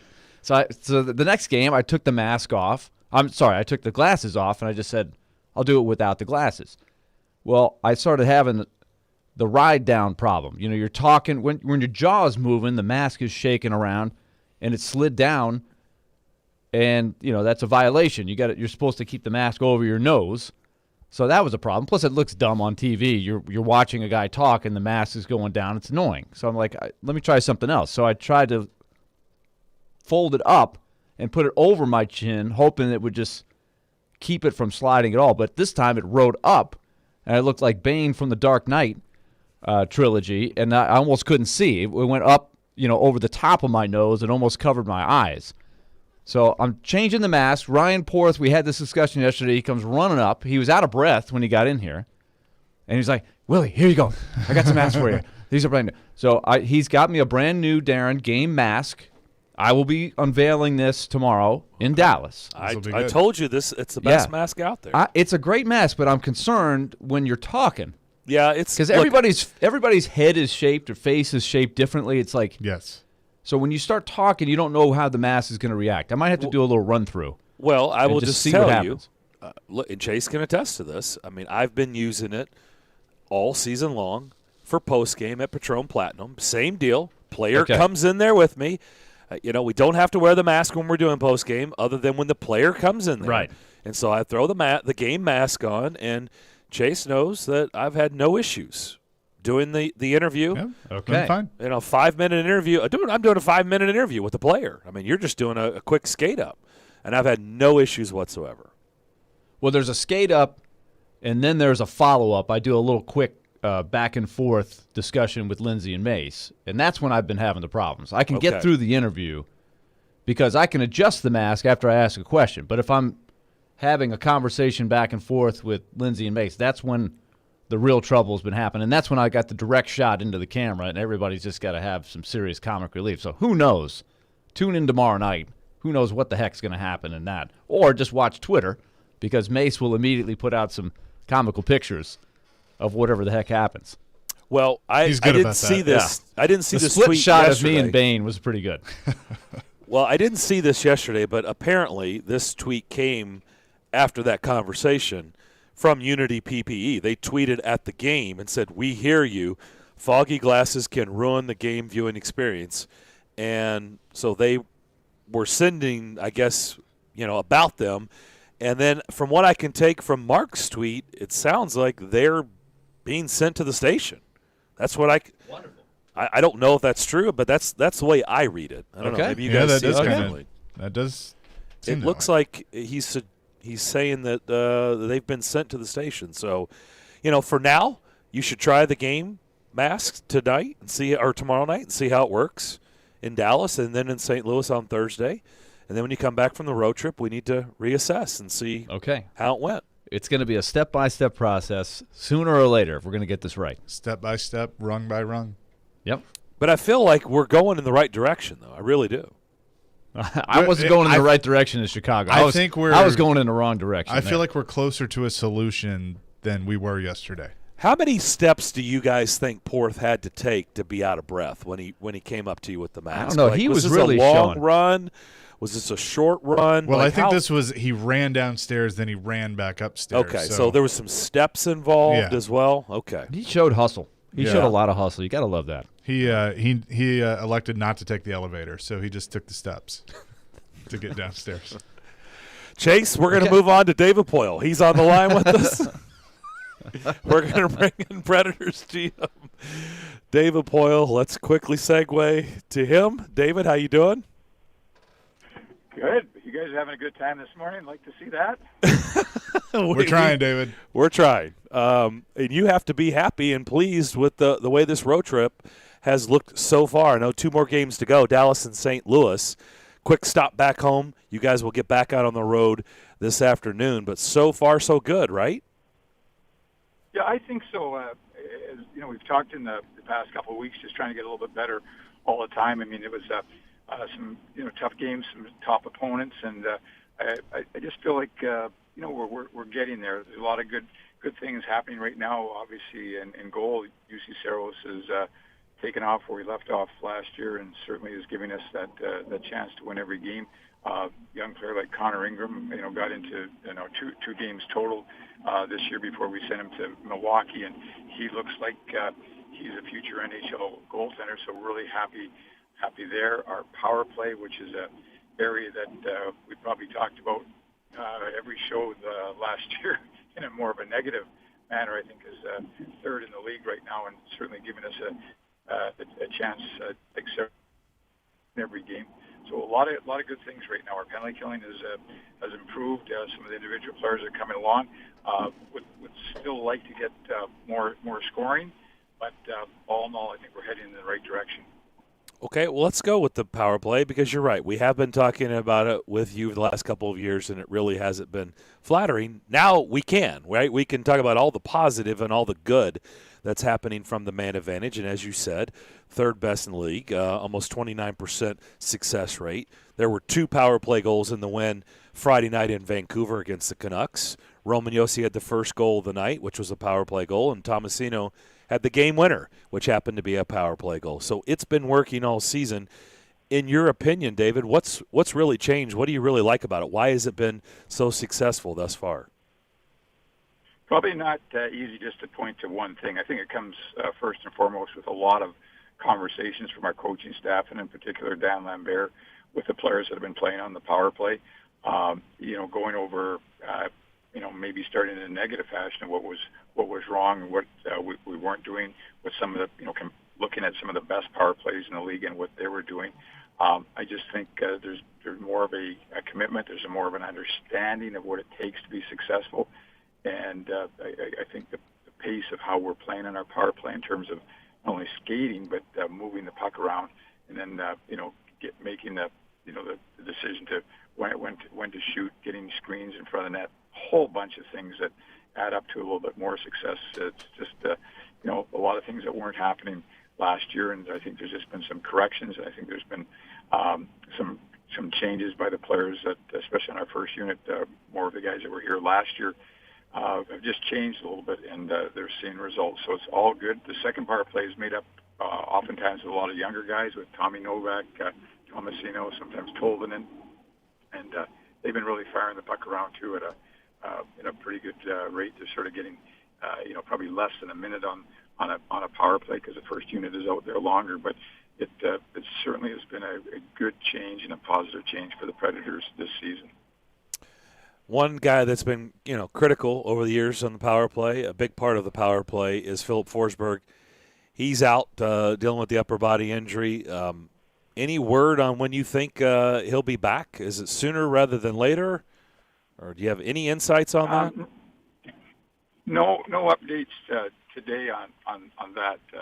Philip, just coming from practice now, he's not skating with the team today. He's not going to go on the trip, so I still think that we're a ways away. I mean, I think he's going to go skate on his own a little bit today and while we're away, and then we'll see when we get back on Friday, but certainly not going to play on these next two games. Okay, and with that being said, next two games are back-to-backs. Wednesday in Dallas, so tomorrow night against the Stars, and then Thursday in St. Louis against the Blues. You brought up, the play of UC Saros, which has been unbelievable. You brought up Connor Ingram's 2 starts. Connor is back in Milwaukee. David Riddick is the guy you signed in the offseason to serve as the backup to UC Saros. If this now presents an opportunity for him to get in there for the first time on this back-to-back situation, what do you want to see out of him? What are you expecting to see out of David Riddick? Well, a really tough situation. I mean, he hasn't played games since pre-season, so you're going back over a month, and he's had COVID, so he's missed a lot of time practice-wise. And again, he's probably going to get thrown in, as you'd probably say, in the back-to-back of these two games, and he's going to have to rely on his experience and to see what he can do. So it's not a perfect situation. We would have liked to have had a little bit of a rotation to this point of the season, but that didn't happen. So Rittich has got to go in there and show us what he can do, and hopefully the team will play well in front of him, and he'll have a good game, and we can start having a little bit of a rotation in our goaltending situation. When I look at Matt Duchene, I see a guy that's really confident right now, and I know he leads the team in goals with 5, but when you see Matt Duchene right now through 12 games, what do you see? What comes to mind? I just see a guy beaming with confidence. Well, you see the guy that we traded for. It's like night and day. It's like you asked me a little bit earlier about the power play. It's meetings, it's conversations, it's film, it's talking things out. It's making some adjustments, and Matt's been really good since day one. He's certainly leading us offensively. He's getting lots of chances. He's creating lots of chances. He's drawing penalties, and just couldn't be happier for him. And obviously for us, it was certainly something that we needed and he needed. And this is the area that we talked about last year. Let's get our power play better. Let's get some of our top guys playing up to their potential. And right now we have that going. So again, just can't again exactly put my finger on it, but he's certainly playing well every night. I like his determination. I like his persistence, and I like the results he's getting. Happy for him and happy for us again for that. We're talking to David Poile, General Manager, Nashville Predators, and alongside of Matt Duchene, he seems to be playing really well with Mikael Granlund. And David, it's been so interesting the last couple of years with Mikael. It appeared right down to the wire like there was a chance you guys could lose him. Remember, of course, for people that don't recall, he kind of went through the summer unsigned and then was brought back to Nashville on a one-year deal, and then right up to the edge of free agency, you guys are able to agree on another deal. He has played so well. I almost can't imagine life without him now. He has been such a glue player. But tell me what you're seeing with his play, because he really seems to be settling into that role. No, well, I think you said it right. He's a glue player. We went over some things this morning, statistically, analytically, and he's for a guy.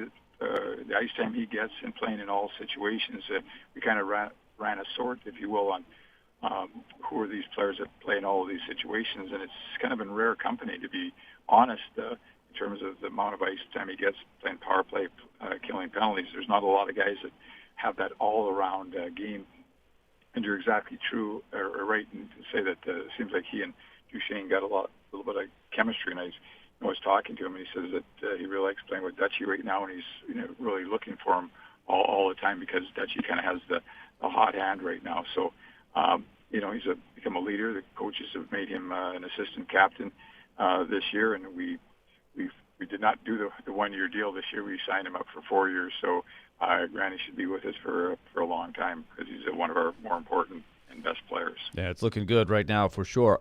You guys made a couple of moves today. You brought up some size from Milwaukee with Matthew Olivier coming back, Michael McCarron joining with Nick Cousins getting injured the other day in Chicago. But I want to ask you specifically about Olivier. He's a guy that, of course, got injured towards the end of camp. He was playing really, really well. He made his mark last year for John Hines and company. So how has he looked in Milwaukee? He's got to be chomping at the bit to get in there.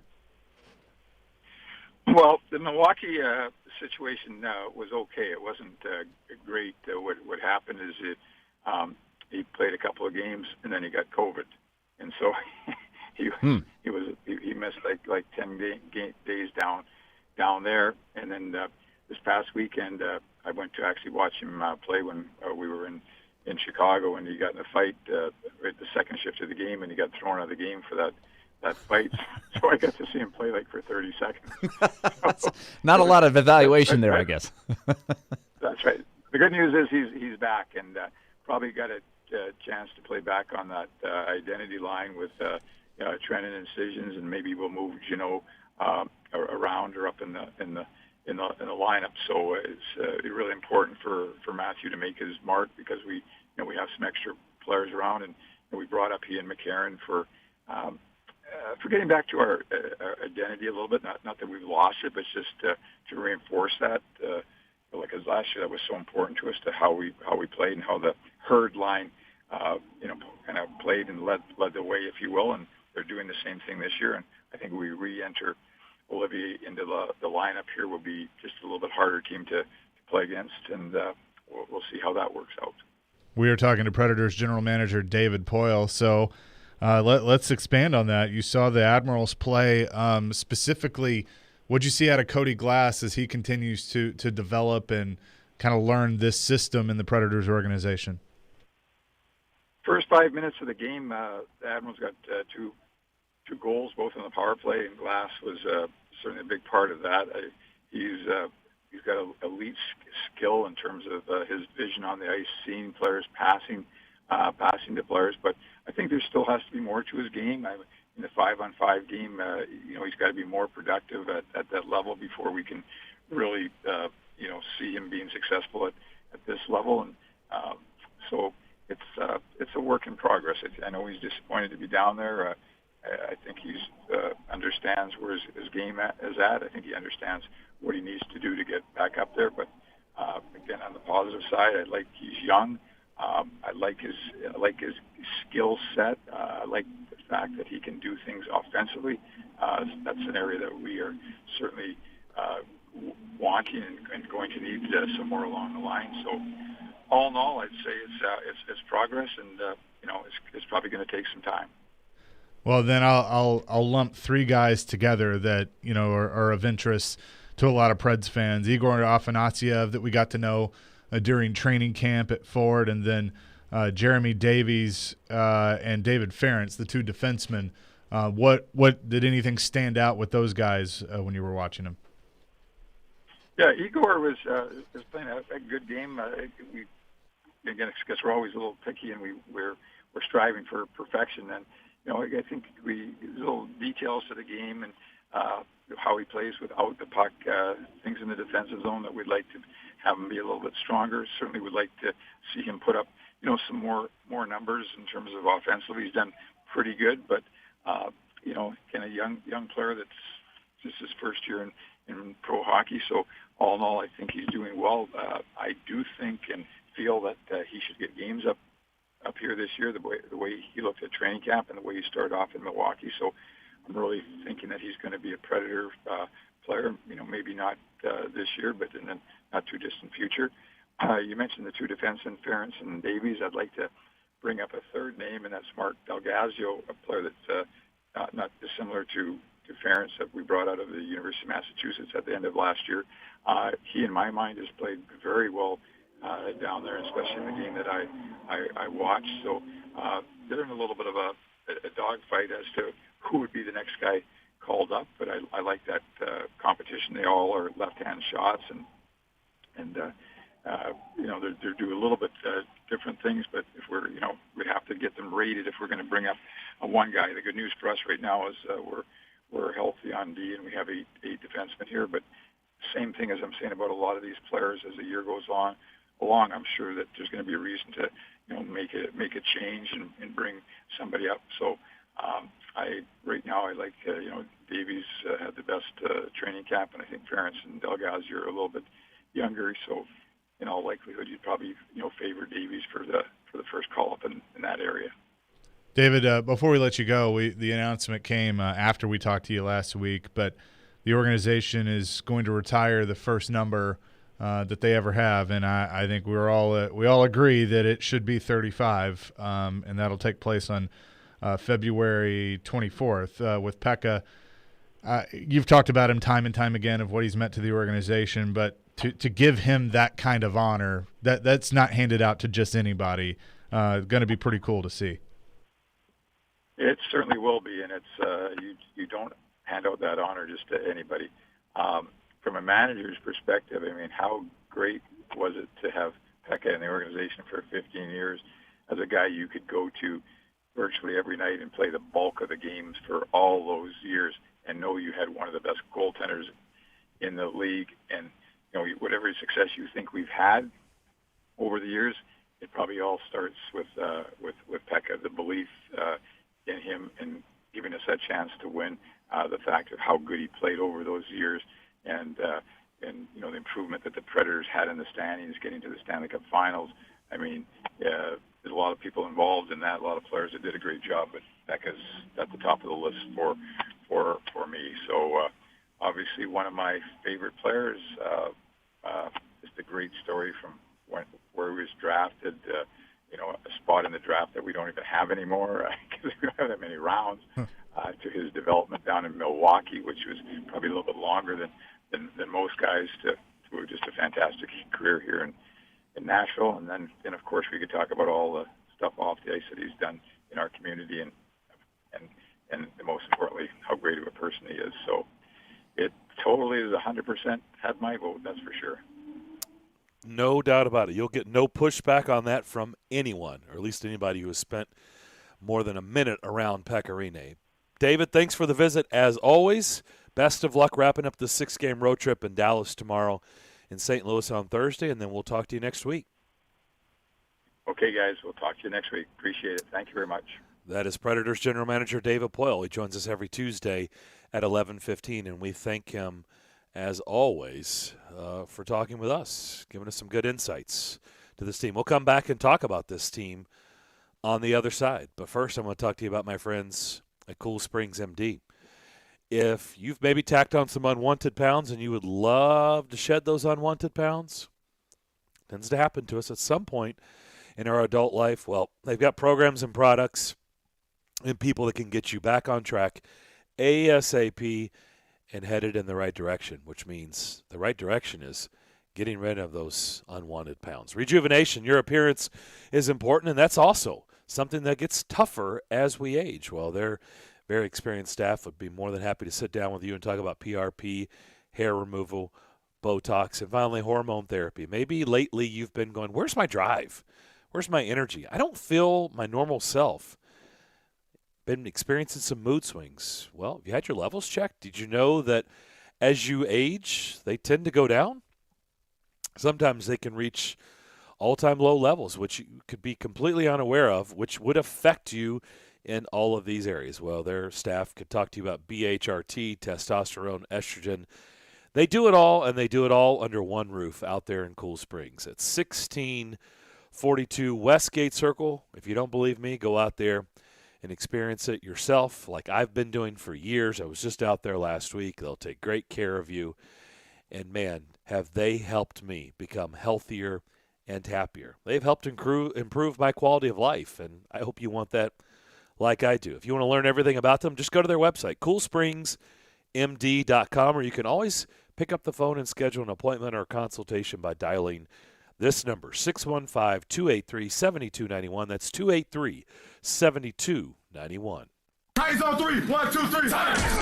Those guys played fantastic. It was fun to watch them play. The Titans are the NFL's hottest team. Big plays, big moments. It's just incredible. After consecutive wins against the Bills, Chiefs, Colts, and Rams. Man, were they good. Oh, it's unbelievable. You're home for the best Titans coverage. That is a team that is putting it all on the line. They stepped up big time. Is Nashville's best sports talk. ESPN. 102.5 The Game and the Game Nashville app. Hey, it's Tuesday, folks, and you know what you can do on Tuesday? You can turn every one of them into a payday with TNT Tuesdays on FanDuel Sportsbook. Joe Rexford here to let you know it doesn't matter if you want to lose. FanDuel is giving all customers $10 back every Tuesday. Just bet a $10 or more same-game parlay on any NBA on TNT game. Same-game parlays let you combine the money line, point spread, player props, all the individual stats. You can go so many ways with it. Of course, tonight we've got Sixers, Bucks. Bucks struggling a little bit early here. Sixers just took an L. They're playing well. They took an L to the Knicks. Interesting game. A lot of ways you can go with it. A lot of things you can do on FanDuel Sportsbook, America's #1 sportsbook. Live betting, odds boosts, and specials. It's very easy to use. And when you win, you get paid in as little as 2 hours. So get $10 back every Tuesday, win or lose with TNT Tuesdays. And if you're new to FanDuel, sign up with promo code Joe102. You get your first bet risk-free up to $1,000. Make every moment more this NBA season. That's promo code Joe102 exclusively on the FanDuel Sportsbook app. You must be 21 or older and present in Tennessee. Bonus issued as a non-withdrawable site credit that expires in 7 days. Max bonus $10. Restrictions apply. See terms at sportsbook.fanduel.com. Gambling problem? Call the Tennessee Red Line, 800-889-9789.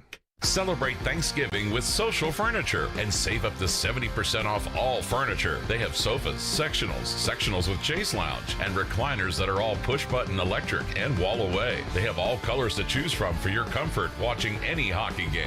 All of them are plus leather, microfiber, and Chanel's. They have same-day delivery with no down payments and no interest. Forget the big box store. Support local. Support social. Social Furniture is a proud supporter of your Nashville Predators.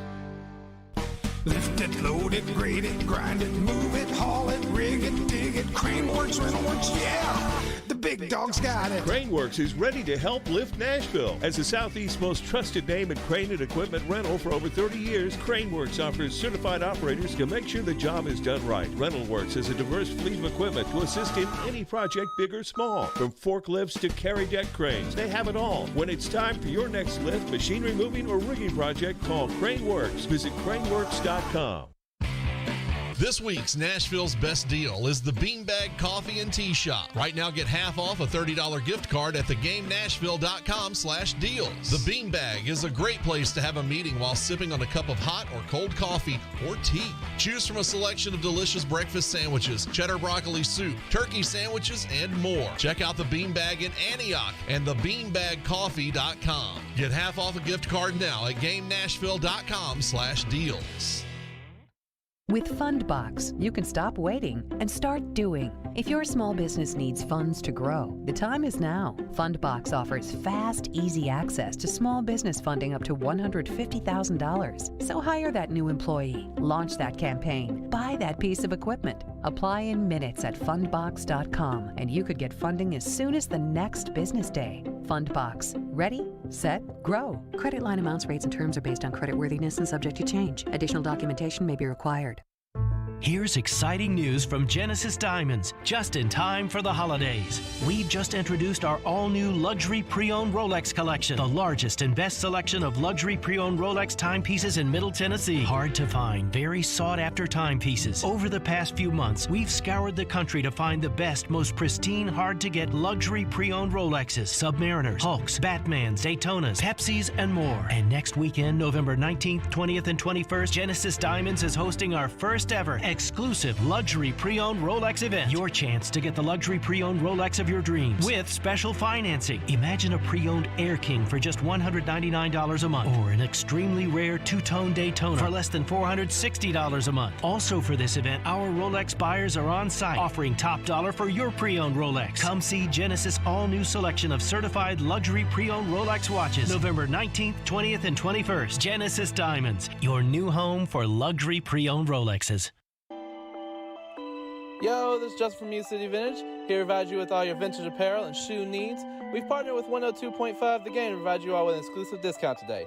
Come to our shop today, located in East Nashville at 2503 Gallatin Avenue, and say The Game at checkout and get 10% off your entire order. If you're unable to make it in, we got something for you as well. All of our products in store are also available on our website at musiccityvtg.com. Just use promo code GAME at checkout and get 10% off your order. Tonight, The 3-ball, yes sir! the MTSU Blue Raiders tip off their men's basketball season with a home date against Brescia University from Kentucky. Coverage begins at 4:30 On ESPN 94.9 and the Game Nashville app. Hey, this is Pekka Rinne. You're listening to Nashville's best sports talk, ESPN 102.5 The Game.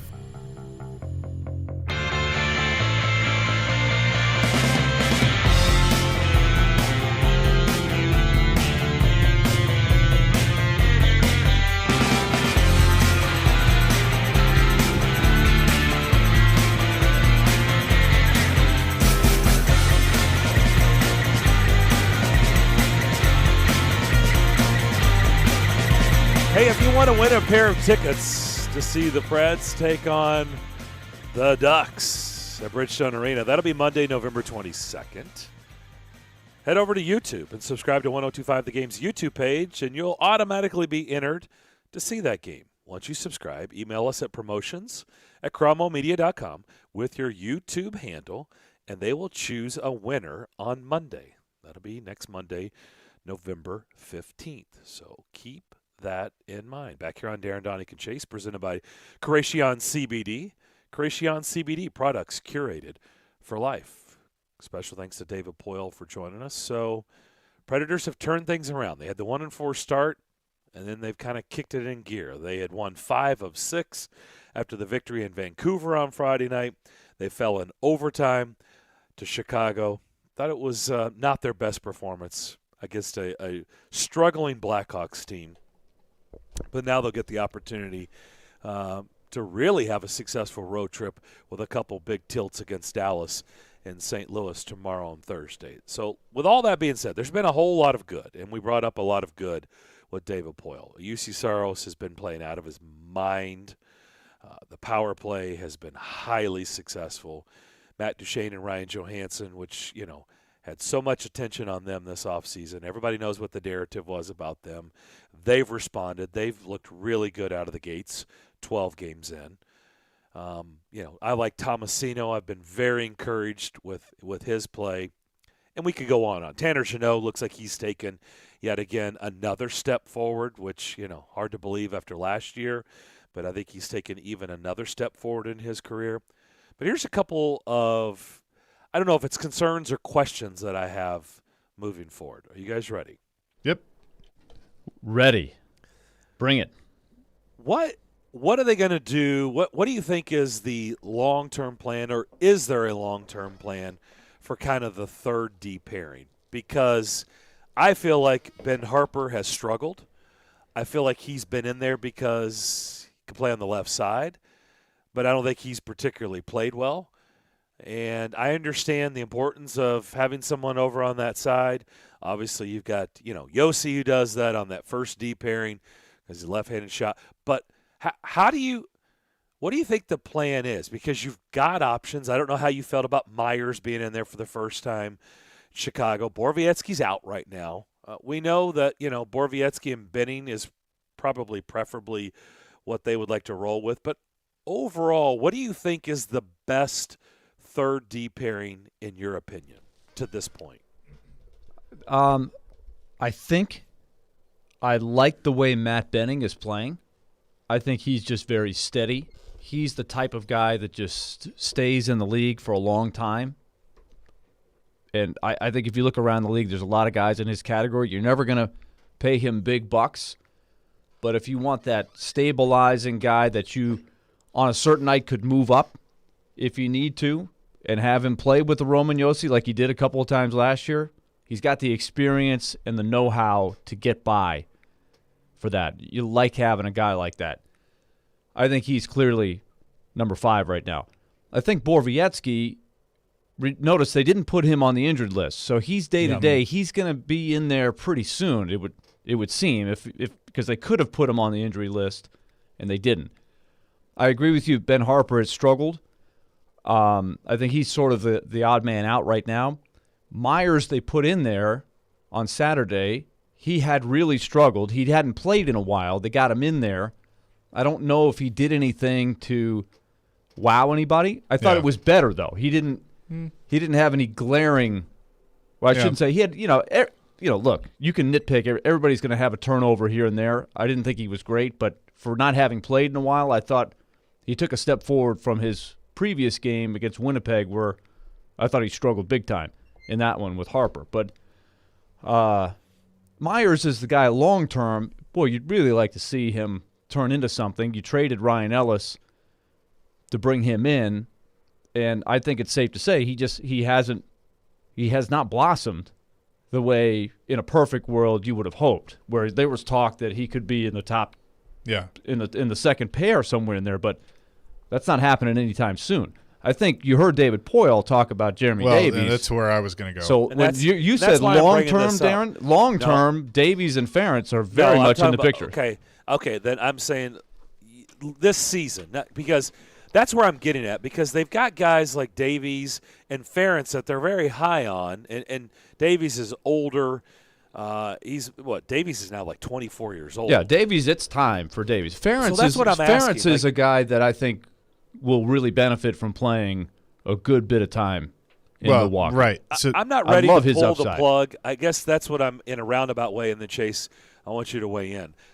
I'm basically saying, like, I'm not sure Harper is a good solution at all.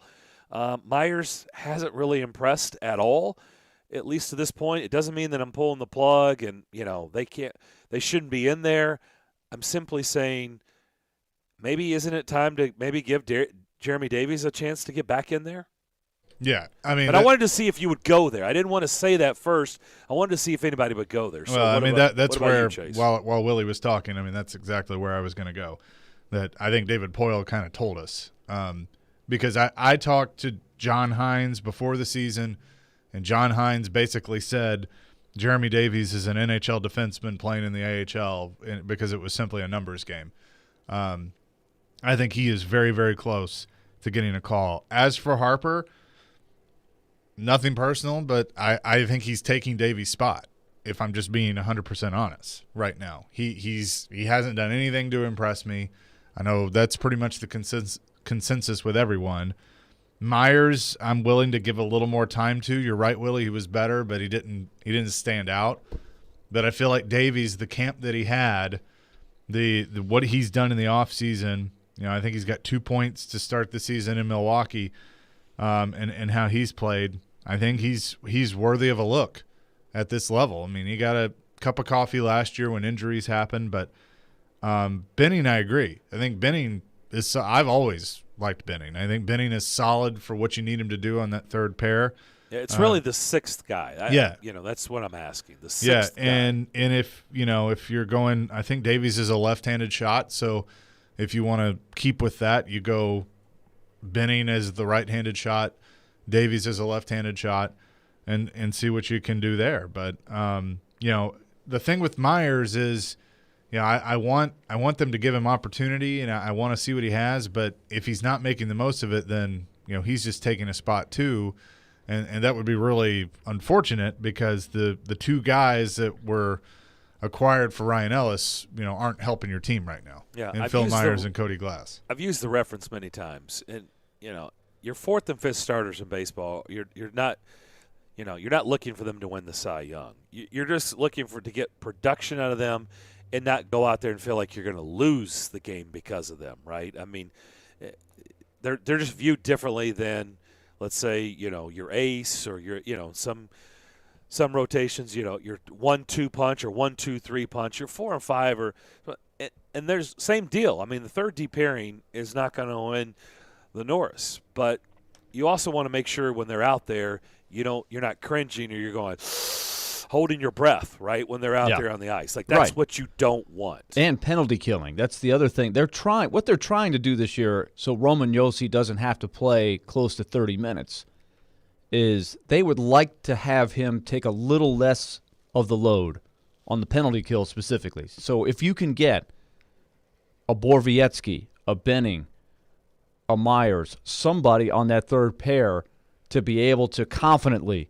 put out there on the penalty kill, that's a big thing. And so that's, I think, what you're looking for. It's like you said, Darren, you don't necessarily say, hey, we got to have scoring when you guys are on the ice. It's more, can you prevent scoring? Nothing bad is happening when you're out there. On the road, if you get stuck out there against Connor McDavid, maybe that's not a good example because everybody's in big trouble when he's on the ice. But the other team's top players, if you can get by and be solid when they're out there, that's what you want from that third pair. So it's a really good question. Borowiecki is interesting to me. He looked very out of sorts at the beginning. He had not played in a long time. He had the well-documented issues. But I thought the last couple games, right before he got hurt, he was starting to look more like the player that they thought they were getting, right? A little edgier, showing up a little bit more with physicality, but not putting himself in the penalty box, not crossing the line, chipping in on the penalty kill some. I thought he was getting a little bit better. I'm curious when he comes back, can he pick up where he left off? Let's go to our phone line driven by WilsonCountyHyundai.com. Kathleen. Hello, guys. How y'all doing today? Good. Good. I went on a trip with Penalty Box Radio and Chips and Trips Travel, whatever, up to Milwaukee.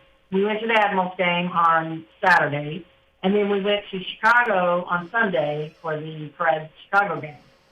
Fun trip, great time, everything, great time. The people in Milwaukee treated us fantastic. They gave us a tour of the arena, at least of what they could show us because of COVID. We got to say, go Players, when they went on the ice for the game. It was a lot of fun. But you will not guess who the captain of the Iowa Wild is. Willie, you may know, but you will not guess who the captain of that team is. Cody McLeod. Oh, wow. Wow, good for him. He's playing? Yes, I was taking pictures of the players on the ice, and I came across that, and I went, no. And I looked again real quick, and I went, oh, my God, it's Cody McLeod. And everybody in the group with us, they said no. And we all looked, and there he is. And I even went down towards him, and I was like, Cody! And I waved, and he looked up, and he smiled. It was funny. But, yes, Cody McLeod is the captain of the Iowa Wild. Wow. I did not know he was still playing. I think he's a guy that is going to be a coach someday. And I know he just loves playing. He wouldn't be playing if he didn't love playing, if he's going to suit up and play for the AHL. But that's really cool. It was just so much fun to see him. And he had that smile, that Cody McLeod smile. And it was just fantastic. We really enjoyed it, other than the overtime loss. But I will tell you what, the Admirals are a Class A organization. The people, they were so nice, so kind, and they treated us really, really well. So glad to hear that. Fun. Yeah, cool story. Thanks for sharing. Yeah, that's awesome. Yeah, I saw Justin Bradford up in Chicago. He coordinated that trip. Yeah, he joined me on Penalty Box Radio. Yeah, I know Yep. he jumped in there with you, so that was great. I'm glad. I know there's a lot of diehard fans that just love that stuff. Yeah, they had a suite in the United Center. At least that's what he told me on pregame. I was like, wow, okay. Yeah, they did. All right. He tweeted out some pictures that looked really nice. That's awesome. He also said Igor Afanasyev had a goal Saturday night for Milwaukee. Mm-hmm. I took a note. I know, but I was kind of hoping David was I was hoping he would pump him up a little bit more than he did. And I was like, doesn't sound like he's coming back just yet. No, but he said that's the vibe. He said he's probably going to get some games this year, though. Yeah, he did say that. But I was kind of hoping for really, really soon. But Tomasino, to his credit, has continued to impress enough. Now, he's still a guy. He's learning, right? He's 20. And the same thing I would expect if Afanasiev gets up here. At 20, they're not superhuman, right? They're going to be very, very good players in this league for a long time. But at this stage of their career, what are they ready for? You don't want to put them in a position to fail. Tomasino, I thought, was kind of he's had some games where he's made some great things happen. And he's had some games where he's made some mistakes. Of course, he scores a huge goal, game-winning goal on Friday night. And so all of a sudden, boom, it's like, okay, let's see if he's ready for a little bit more. So he gets in there on Sunday. Maybe not as much, but I think right now he keeps earning the right to come back the next game. And that is, as much as anything, probably keeping an Afanasiev down in Milwaukee. Because you don't want too many young guys. They're playing 4 rookies every night. This is one of the youngest teams in the league, right? So if anything, they're still sacrificing the experience of a guy like an Eric Haula type of player, right? They're missing Eric Haula, right? They're missing Calle Yarncroke.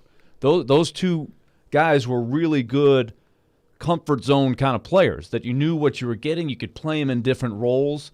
They knew how to battle every night. You're sacrificing that experience for youth, which is good, but those young players have to take the reins and keep getting better. And now they're going to be without Nick Cousins. Right. There's another sort of glue guy that they lose. It's a good thing they have Olivier, who's a young player, right? But he's at least played enough to where I think you know what you're getting. But that's a good point, Darren. You take away a veteran and you're putting in another guy in his second year. Yeah. So along those lines, as we wrap this conversation up, anybody concerned about Eeli Tolvanen? I think my biggest concern is him losing confidence. I'd like to see somehow him get going. I think the best opportunity is going to be on the power play. But, I know he's been slid back in the lineup. That's usually an indicator that they're like, hey, we need more. Anybody getting concerned about Eeli Tolvanen? I am. I totally am. This is, I've been a fan of his and think there is a lot there, and I still think there is a lot there. But you just used that word, confidence, and I think it's very shaky right now. So this is where really good coaching comes into play. How can you put him in a position to, get that confidence back up? Is it putting him on the power play, giving him those minutes? We saw how successful that was last year at times. That he really shined on the man advantage, kind of found his spot there on the ice. I'm very concerned because even though you're getting production out of Duchesne, you're getting production out of Johansson, Granlund has played well, Forsberg was doing okay before he got hurt, and then you have the beast herd line that is doing their thing. The herd of beasts. Colton Sissons doesn't get enough credit, in my opinion, for his job and what he does.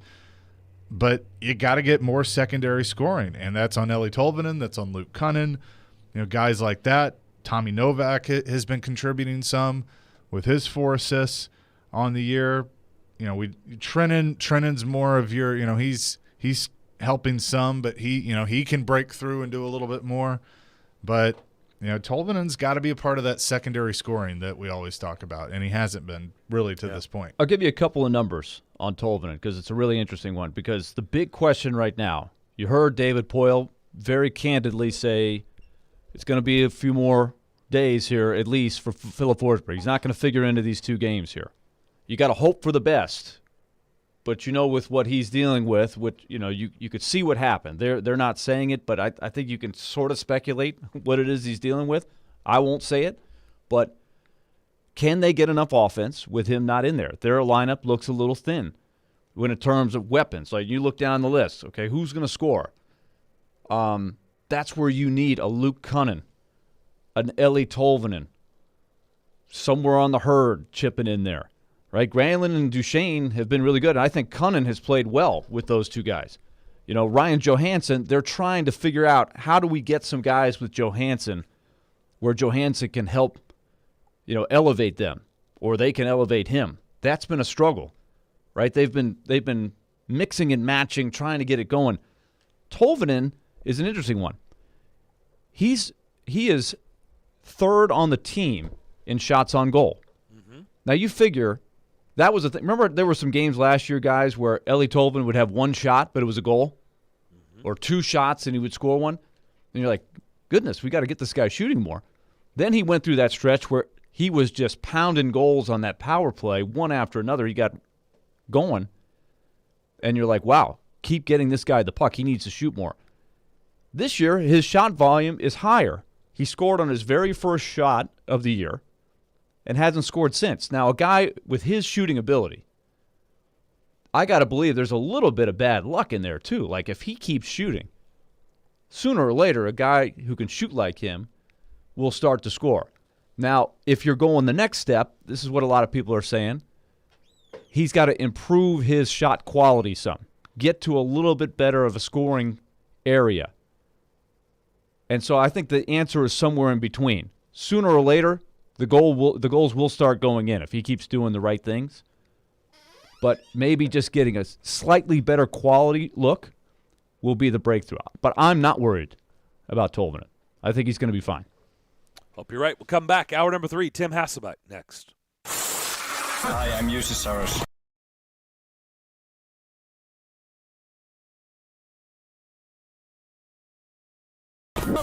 You're listening to the flagship of the Nashville Predators radio network, ESPN 1025, The Game. From the Fox 17 News Code Red Weather Center. I'm Fox 17 News Code Red meteorologist Dan Guthrie. Another warm day on the way. Highs will top out in the upper 60s and lower 70s. We'll do it again on Wednesday, and then storms and cooler air return by Thursday.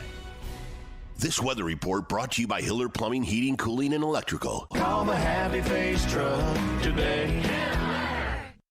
Hey, it's Jared from my friends at Edmunds. Thanks to Edmunds for sponsoring the show. Deals on new and used vehicles have been harder to find recently because of car shortages and increased demand. I think you don't want this stress of researching prices and budgeting. If you or your family or friends are in the market, you've got to use my friends at Edmunds. When I use the Edmunds website, it's very easy to find exactly what you're looking for. They have helpful filters so you can search by make, model, color, and you can find dealerships that are close to you and offering home delivery. And these days, you gotta love that. Over 50 years of car shopping advice and price guidance all in one place. Edmunds gives you resources for every part of the process of buying or selling a car. You can get a free online appraisal in under 1 minute with options for a real cash offer from a participating dealership. No personal information required. Car shopping can be stressful, and Edmunds is here to help. Visit Edmunds.com to get your free online appraisal today and start searching for vehicles in your area. That's EDMUNDS.com. For cars, there's Edmunds. Gary Ashton here. Most people in Nashville know me as the Don't Sell Without the Intel and the Guaranteed Offer Guy. But despite my accent, I'm also 100% guaranteed Nashville. I'm a guaranteed musician, a guaranteed dog lover, and you're also guaranteed to see me at every Titans and Preds game. Guaranteed Offer means the Gary Ashton team with RE/MAX Advantage will sell your house for top dollar with no cleaning, staging, showings, or open houses, and give you up to 90 days to close. So there's plenty of time to find your next home. Guaranteed Nashville means my team lives here and loves it here. We've served Nashville for over 20 years, and we're passionate about helping the people we call neighbors and friends, which is why we've had a long-standing tradition of donating to the Vanderbilt Children's Hospital. If you're thinking about a guaranteed offer, get the only one that's guaranteed Nashville. Request a no-obligation offer by calling 615-301-1650 or go to GaryAshton.com today. Remember, Gary Ashton, guaranteed Nashville. 312 Pizza Company is the official sponsor and location of Southeastern Carolines with Caroline Fenton. Mark Howard here to tell you about my friends at Apple Collision Centers. We all know being in a collision is not fun. Neither is all the stress that comes with it, and that's where Apple Collision comes in. Let them take care of everything for you. That's insurance, repair, and your rental details. They've got 3 convenient locations in Old Hickory, Hendersonville, and Gallatin. Their managers, Tommy Rippey, Daniel Neville, and Chris Brooks and Marty Denson, combined for over 75 years experience. So stop in today and tell them Mark sent you. Online at applecollisioncenters.com. ElectronicExpress.com. We make it happen. Are you a father that is passionate about your fundamental constitutional right to parent your own child or children? Has your parenting time or your income been affected by COVID? This is Amanda J. Gentry, and I am a fierce defender of your constitutional rights. The courts in Tennessee are under an obligation to maximize equal parenting time. We do not live in an every other weekend world anymore. At the law offices of Amanda J. Gentry, fathers are extremely important, much like my own father was. Go to AmandaJGentry.com or call or text 615-604-6263. That's AmandaJGentry.com. Nashville's best sports talk, locally owned, home of our Nashville Predators. WPRT-FM Pegram, 97.5 Murfreesboro, WBUZ HD2 Laverne, online at thegamenashville.com. We are ESPN 102.5 The Game. Live from the Game Nashville studios, it's time for Darren, Donick, and Chase. With hosts Darren McFarland, Willie Donick, and Chase McCabe. On Nashville's best sports talk, ESPN 102.5 The Game. I'm bringing hassle back. The mother boys don't know how to act. Yeah. Get your sexy on. You ready? Always. You ready? Born. Let's bring in Tim Hasselbeck because we're ready to talk NFL with him. He joins us every week on the program, and he's brought to you by Red Spirits and Wine in Bellevue. Back here on Darren, Donick, and Chase, hour number 3. Our show is presented by Creation CBD, products curated for life. Tim, this was not a good week for the top dogs in the NFL. A lot of bad losses. What did you make of Upset City in the NFL last week? Thought it was really surprising. I think some more than others, and then I think some of the ones that maybe wasn't necessarily surprised, like who won the game. I was surprised at how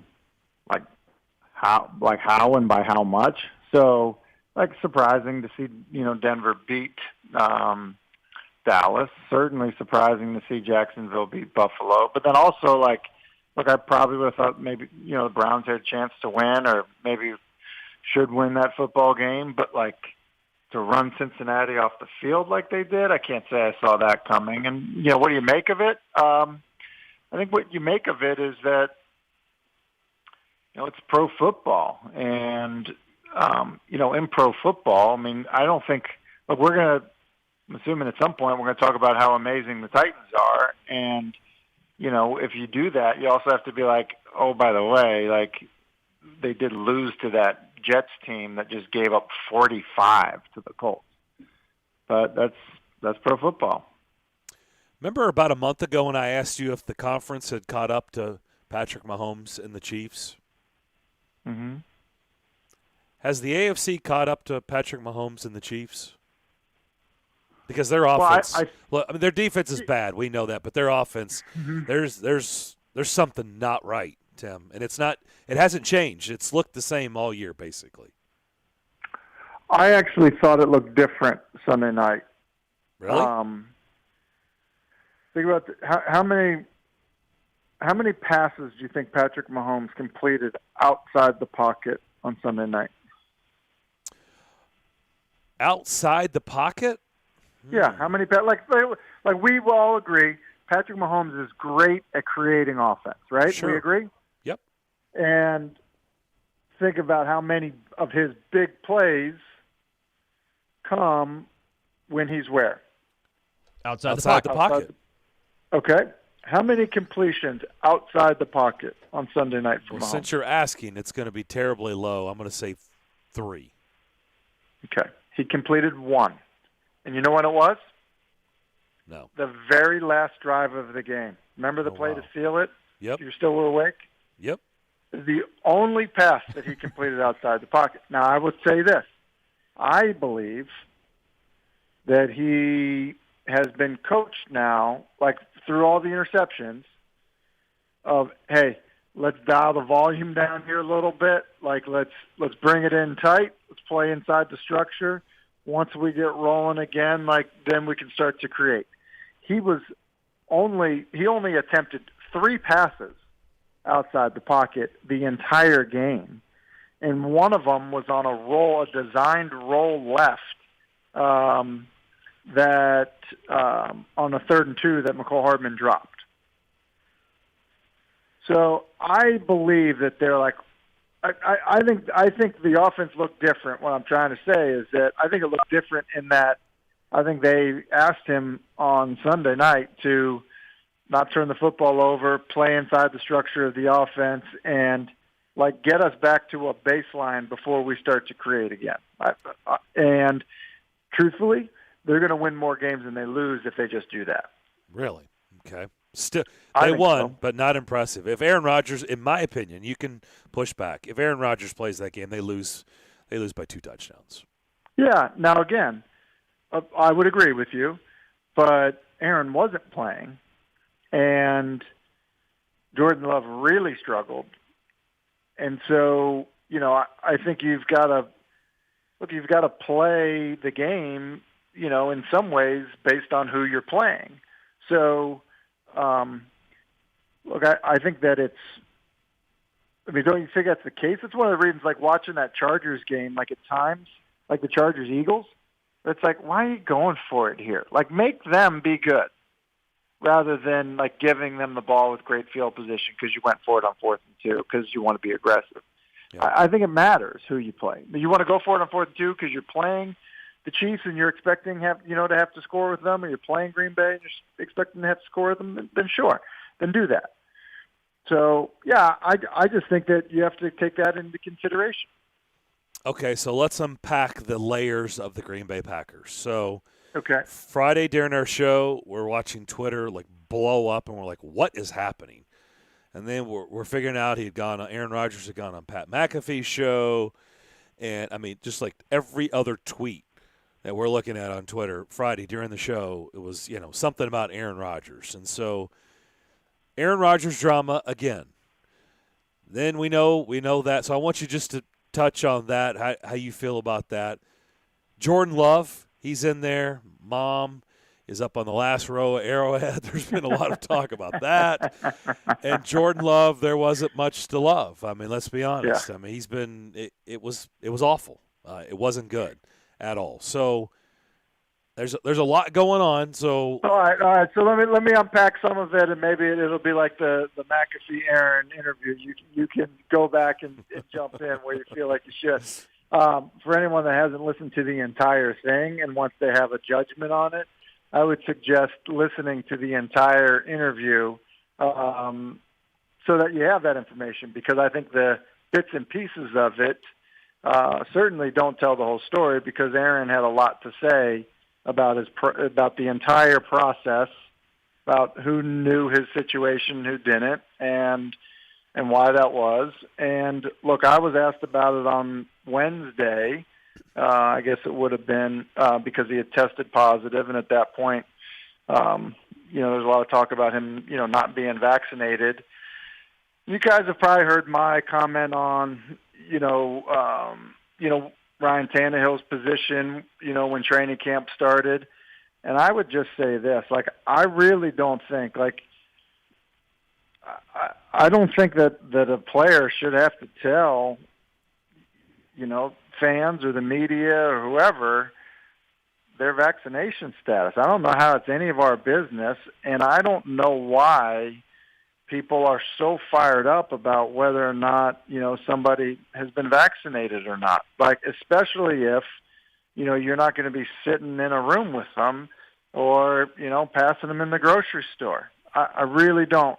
And so when I was asked about Aaron's decision to not be vaccinated, my answer on Wednesday, before knowing any of what he had, been through, was, I don't know why it's any of my business. I don't socialize with Aaron, and I'm not around him, and I don't know why it's my business if he gets vaccinated or not. And if he's not, he's going to have to follow the protocols that are in place, for people. And it sounds like, other than the press conferences where he's, more than 6 feet away from people, he's been tested that day, and the people that are in the room have been vaccinated for a virus that he doesn't have. that's the only protocol that he didn't follow. So in the NFL, which, by the way, has known about this all the way along, and he's the reigning league MVP, they did nothing to correct it going back to week 1. Did nothing to correct it. So I think there's a lot of blame to go around on some of that stuff and some of the things that people are being accused for. Okay, now to get to the football thing, I think it's actually in some ways a helpful situation for the Packers in that they get a chance to evaluate Jordan Love when they otherwise wouldn't get a chance to do so, because they're going to have to make a decision in terms of turning the page on one of the best quarterbacks in the game and handing it over to a guy that didn't look ready the other night, and he didn't look ready. And I thought that if he would have played just okay, there's maybe a chance they win that football game. I thought he played poorly, and because of that, they lost it. We're talking to Tim Hasselbeck. Tim, before we get to the Titans, I do want to ask you about the taunting call, the critical call last night. We've had the discussion about taunting, what a player should be aware of in the points of emphasis. That one was somewhat unique in a couple of ways. I haven't seen taunting called for walking over the sideline like he did. Now, he took about 8 steps. I counted them. Uh-huh. Now, that's you're kind of getting into that gray area. But what was weird is he didn't get the flag thrown until he clipped the ref coming the other way. And I guess you could argue the ref sort of clipped him.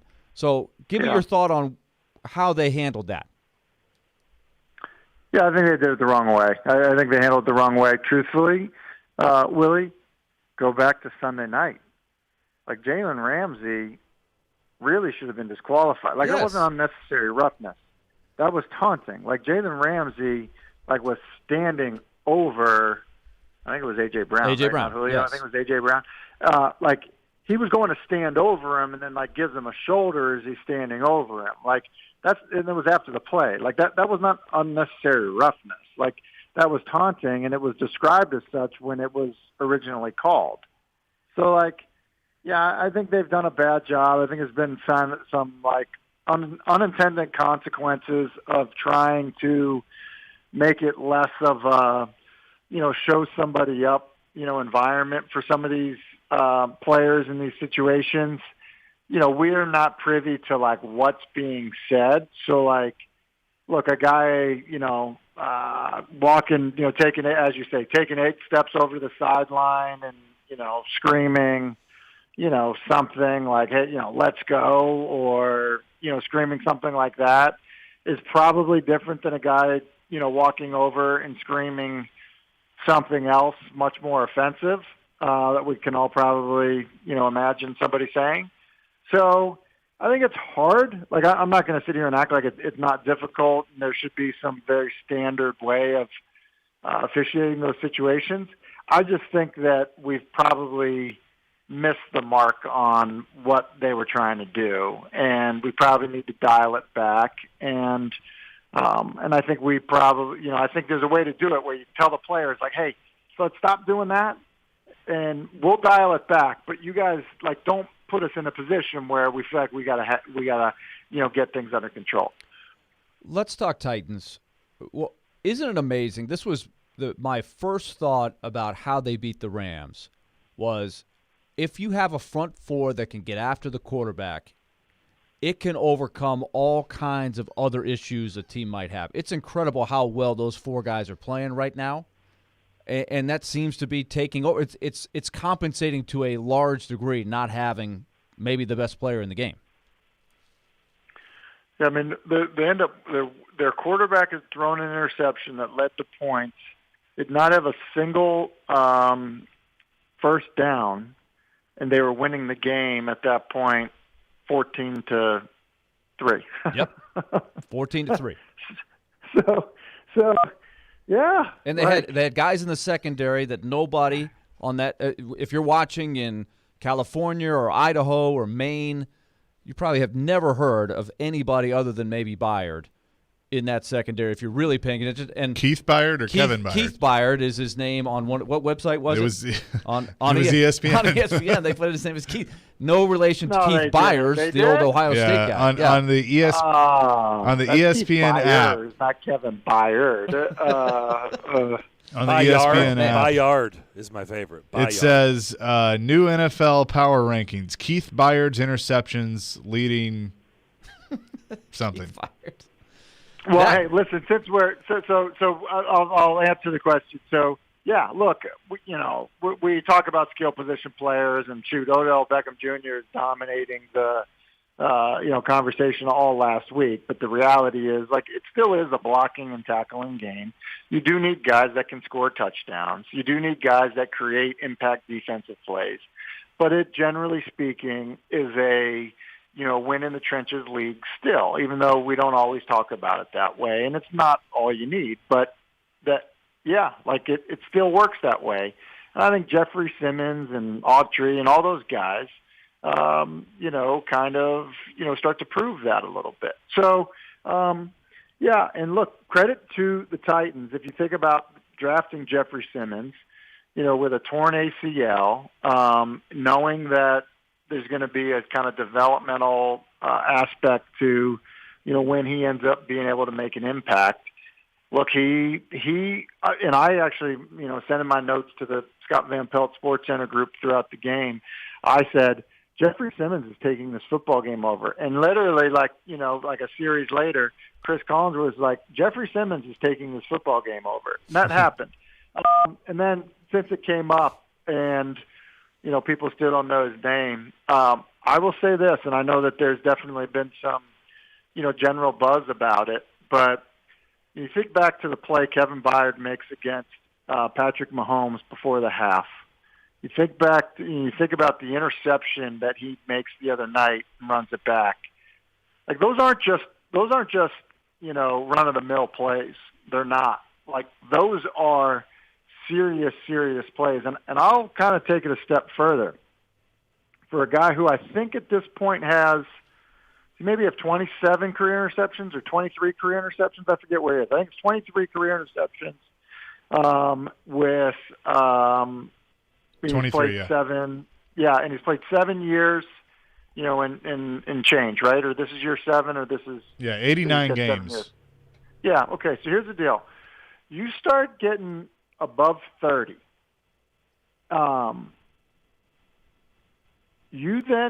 People start talking about having a Hall of Fame career once you get above 30 interceptions. And look, there's a long way to go, but just for like a general sense of what he has done in a short period of time without people nationally really knowing how good of a football player he is, I think he should get some love. Look, Myles Garrett and T.J. Watt, and look, there are some really good defensive players that'll be, talked about as, defensive player of the year candidate players. Micah Parsons is going to get some love, not just as defensive rookie of the year, but maybe defensive player of the year. And it would be a crime if Kevin Byard continues to play like he's been playing and does not get some of that recognition. Tim, I want to ask you as a quarterback, tell me what you're seeing with the Titans. This has been the philosophical thing that's come up. Without Derrick Henry, I heard Todd Downing use the term, I thought it was an interesting one. He said, I don't want to jerk the wheel with the offense. I want to make some quarter turns, and basically saying, I don't want to change the entire offense of what we're trying to do. But do they need to maybe adjust the run-pass ratio a little bit more as they try to find the formula that will be successful for them, or most successful without Derrick Henry? Well, in terms of that, I really don't think that guys, play callers, say, all right, we've got to call, 35 passes and 25 runs today in order for us to win. Like, I really don't think they go into games with that type of like a definite ratio, to so to speak, of, I think it's more along the lines of, all right, let's call plays, as the game is coming to us and what we need to do. So, I think there's an element with that where if you think about what happened the other night, they're having a hard time protecting Stafford. It ends up being, 14-3 without getting a first down. Like, you do probably call the game a little bit differently under those circumstances. So I actually like the idea of, hey, we're not going to change who we are in terms of our identity, completely immediately overnight, but we do need to maybe identify what we are best at doing now, right? So we before were best at, running the running back and doing that and wearing people down. Well, now maybe our best thing is something else. We need to identify that. And rather than throwing, 20 new things onto our menu on our call sheet and figure out what we're good at, let's take it slow. Let's figure it out. And by the way, let's also believe in our system and in our process of what we do. Yes, it's players more than plays, but I'll say this, guys, I thought Foreman looked good the other night. I thought that he ran the ball really well. And yeah, and so there's part of it for me. It's let's give the kid a chance. Let's find out, how he can do that. And look, he's not going to be, Derrick Henry, but let's supplement him in short yardage situations with a guy that, throughout his career has been a really good short yardage runner, and Peterson. So look, I think the jerk the wheel, kind of analogy is a great one, and I think you need to figure out kind of what your next move is based on what you feel like you can be really good at doing. Tim Hasselbeck is with us, ESPN NFL analyst. A.J. Brown was targeted 11 times, only had 5 catches, but we saw the drops. So how concerned are you about some of the key drops that he has had, not only in this game, but, this has been a thing that we've seen for a while. Yeah. Yeah, and I think that's a hard thing with guys that are like him. Right, and so you go back to Terrell Owens, or you just even look at Odell Beckham. Just drops. They hurt, but at the same time, when you have a player that's he's a scorer for you, he's the guy that gets the ball into the end zone. You kind of have to figure out a way to live with it and minimize it, and find ways to help him. Not have kind of the lapses in concentration, because that's really all they are. I would say this in terms of the passing game, and the thing that I felt like, and I probably think is, where there's areas for growth. I feel like there's a lot of quick game, perimeter stuff to allow for some run after the catch, type things. And I just don't know that that's really what Titans receivers are good at doing, right? Think of the bubble screen that was thrown on the perimeter. I forget who they threw it to, but it was thrown on the perimeter, and then they just don't do a good job of blocking it on the perimeter. And so then the receiver gets sawed down behind the line of scrimmage. And I just don't think that that's their strength. Whereas I think some teams are really good at running those perimeter receiver screen type stuff, all that stuff within 5 yards of the line of scrimmage. And I think based on the size and strength of the Titans receivers, I think you want to get them running and you want to get them running down the field as much as you can. And so if I were to say, Chase, where I feel they should evolve a little bit more in the passing game, and will that help the receivers, and drops and things like that? I think it's letting them run down the field some to scare people with their speed, but also use their physicality to have in-breaking routes and things like that. All right, I'm going to ask you about some other teams. I'm going to start with the Patriots. I've been saying the last couple weeks that I think that they're better than maybe their record shows. They beat up on the Panthers. They're the 7th seed if the playoffs started today, 5-4, second in the AFC East. What do you think about New England? Yeah, I think that they're getting better. The quarterbacks played great. My concern with them is I don't think they have a great supporting cast around the quarterback. And so I think that he's been great. He's been almost perfect at times, certain games. But I also think that that's an ascending team from the standpoint of if you trust how they're coached, which I do, and I think they've got good coaches. So, look, that'll be a team, that, like I said, probably don't win their division, and so don't win the division, but they get in And if the quarterback plays really well, and if they can start to kind of get guys around the quarterback to play a little bit better, then that would be a dangerous team to see.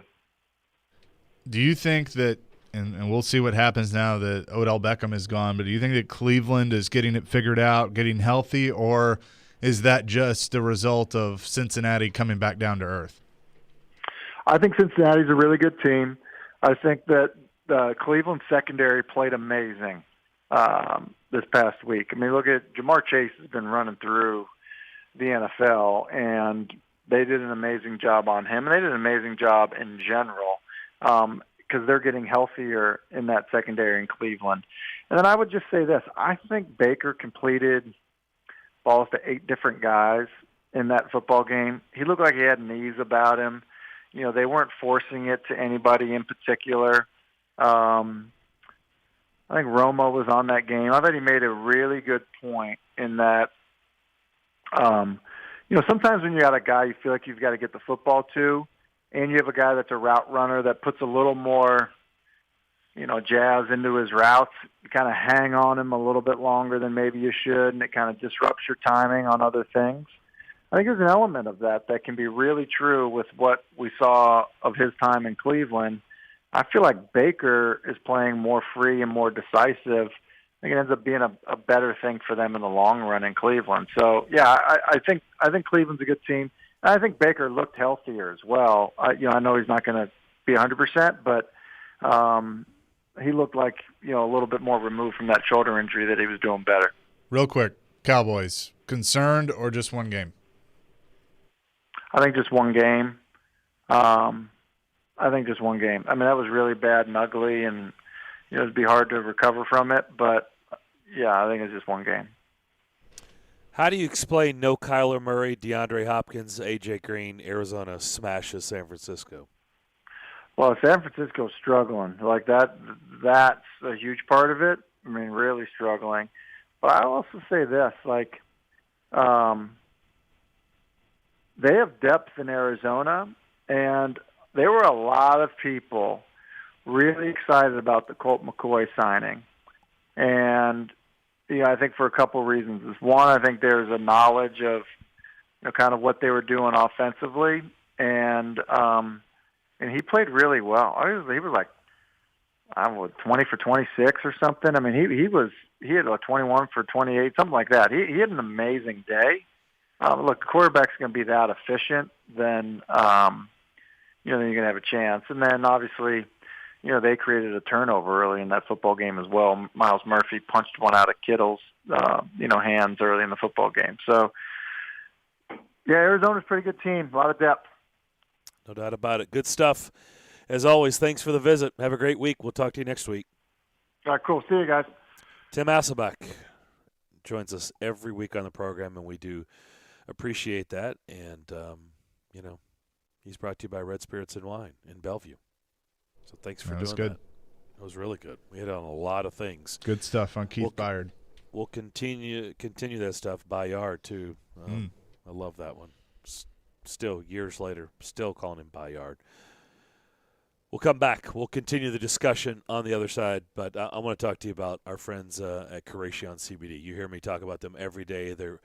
They present the show. We appreciate them being a part of our show, and if you're like me and you have aches and pains all over your body, because that tends to happen as we get older, right? It gets a little bit tougher to get out of bed in the morning. Well, you're looking for that solution, like me, to feel better? Well, I've got it. It's Creation CBD. Creation means healing, and that right there says a lot. Creation is locally and organically sourced CBD products right here in Middle Tennessee. From seed to final sell, Creation is passionate about providing quality products for everyday use and for pets too. So not only personal use, but also for the pets, because you may have a pet, a dog like myself, that has seizures or has medical conditions. She's been experiencing this for over 3 years, and we've had endless vet visits, change in medications, 12 pills a day, and ultimately really nothing's ever changed. It's been basically the same thing. But since we put her on the pet tincture, over the last 3+ months, it has changed dramatically. It has been a huge, huge change. It's been a life changer for her and for us. So if you're in the same boat as us, you might want to look into – no, you should look into the pet tincture for your pet that deals with seizures. Order yours now at CurationCompany.com. Curation CBD, curated for life. Titans on 3. 1, 2, 3. Those guys played fantastic. It was fun to watch them play. The Titans are the NFL's hottest team. Big plays, big moments. It's just incredible. After consecutive wins against the Bills, Chiefs, Colts, and Rams. Man, were they good. Oh, it's unbelievable. You're home for the best Titans coverage. That is a team that is putting it all on the line. They stepped up big time. Is Nashville's best sports talk. ESPN 102.5 The Game and the Game Nashville app. Your home value is way up. Why not use it to make your home even nicer with a new kitchen or bathroom? Hey, Willie here. So many of our listeners are doing this with Loan Pronto, thanks to their zero-cost cash-out refi program. Call Loan Pronto now. They're fast-tracking home refis for the year-end, and people are getting checks for $60, $70, $100 or more. It's fast and easy. It's your money, money you can use to add even more value to your home. Imagine 2022 with that all-new luxurious kitchen you've been dreaming about. Or start building that pool so it's going to be ready for the summer. Call Loan Pronto now. See how easy it is to use the equity in your home and walk away with the big check. They can even pay your closing costs, and you can skip your next 2 house payments. Call 615-499-5780 or go to loanpronto.com. That's 615-499-5780 or loanpronto.com. Equal housing lender. NMLS 1661781. Subject to lender approval. Not all loans apply. Now's the time to get a great deal on Kubota construction equipment featuring durable Kubota engines, more comfort, more productivity, more get it done right. The Kubota construction lineup shows up ready to work every day. Right now, bring home select Kubota equipment for 0 down, 0% APR for up to 60 months. Now through December 31st. See us or go to KubotaUSA.com for more details.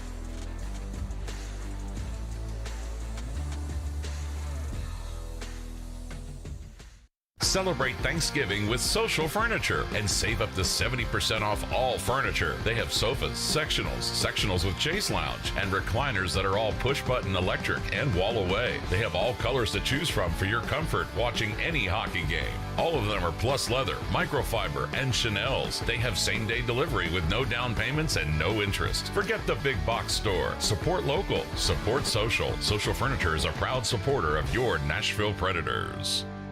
Middle Tennessee football is back at Floyd Stadium Saturday, November 13th. Your Blue Raiders host the FIU Panthers for the 39th annual Salute to Veterans and Armed Forces game, with kickoff set at 2:30 p.m. Arrive early as there's a full day of events scheduled to honor and recognize veterans, current service members, and their families. There'll be various military vehicles placed around Floyd Stadium for fans to check out before the football game, along with special pregame and halftime shows to honor past and present service members. For a full list of activities, head to goblueraiders.com/salute. Stronger together inside Floyd Stadium.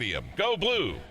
Are you tired of living with chronic pain, knee pain, joint pain? Listen carefully, because now there are new treatments available here. Not talking surgery or steroids. These are regenerative treatments from the medical professionals at QC Kinetics. Willie Donick here. QC Kinetics is the leader in these exciting biologic therapies that help restore and repair damaged tissue in your joints with lasting results. So if you've got pain in your knees, shoulders, hip, or back, joint pain that won't go away, you need to check out these new treatments with astonishing patient satisfaction reports. They can actually help your body restore and repair itself with no downtime, no drugs, and no surgery. So call now to schedule your free consultation at QC Kinetics. 615-249-4024. Tired of dealing with joint pain and want to get moving again? You need to learn more about how biologic therapies are changing the way we think about dealing with joint pain. It's exciting stuff, so don't wait. Call today. QC Kinetics, 615-249-4024. That's 615-249-4024.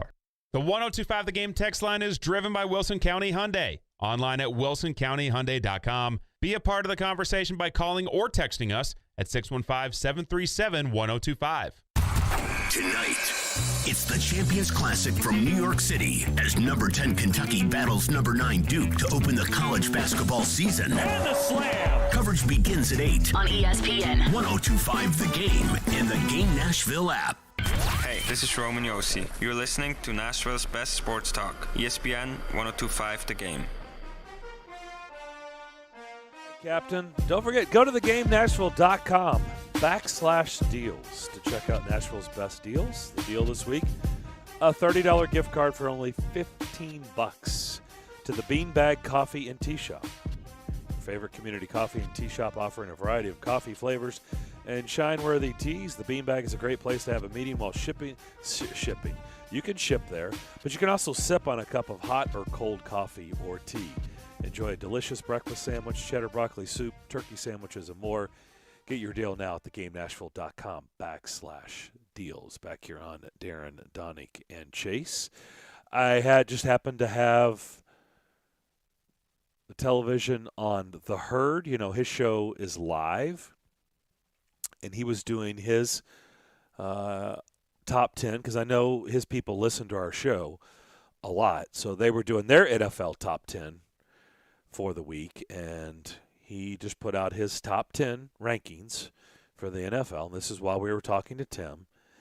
And it was pretty interesting because I looked at his top 10 and I looked at my top 10 and realized, oh, wow, we had the exact same order, same teams. Same exact top 10. Exactly. I should get paid millions of dollars to do this. He gets paid millions of dollars.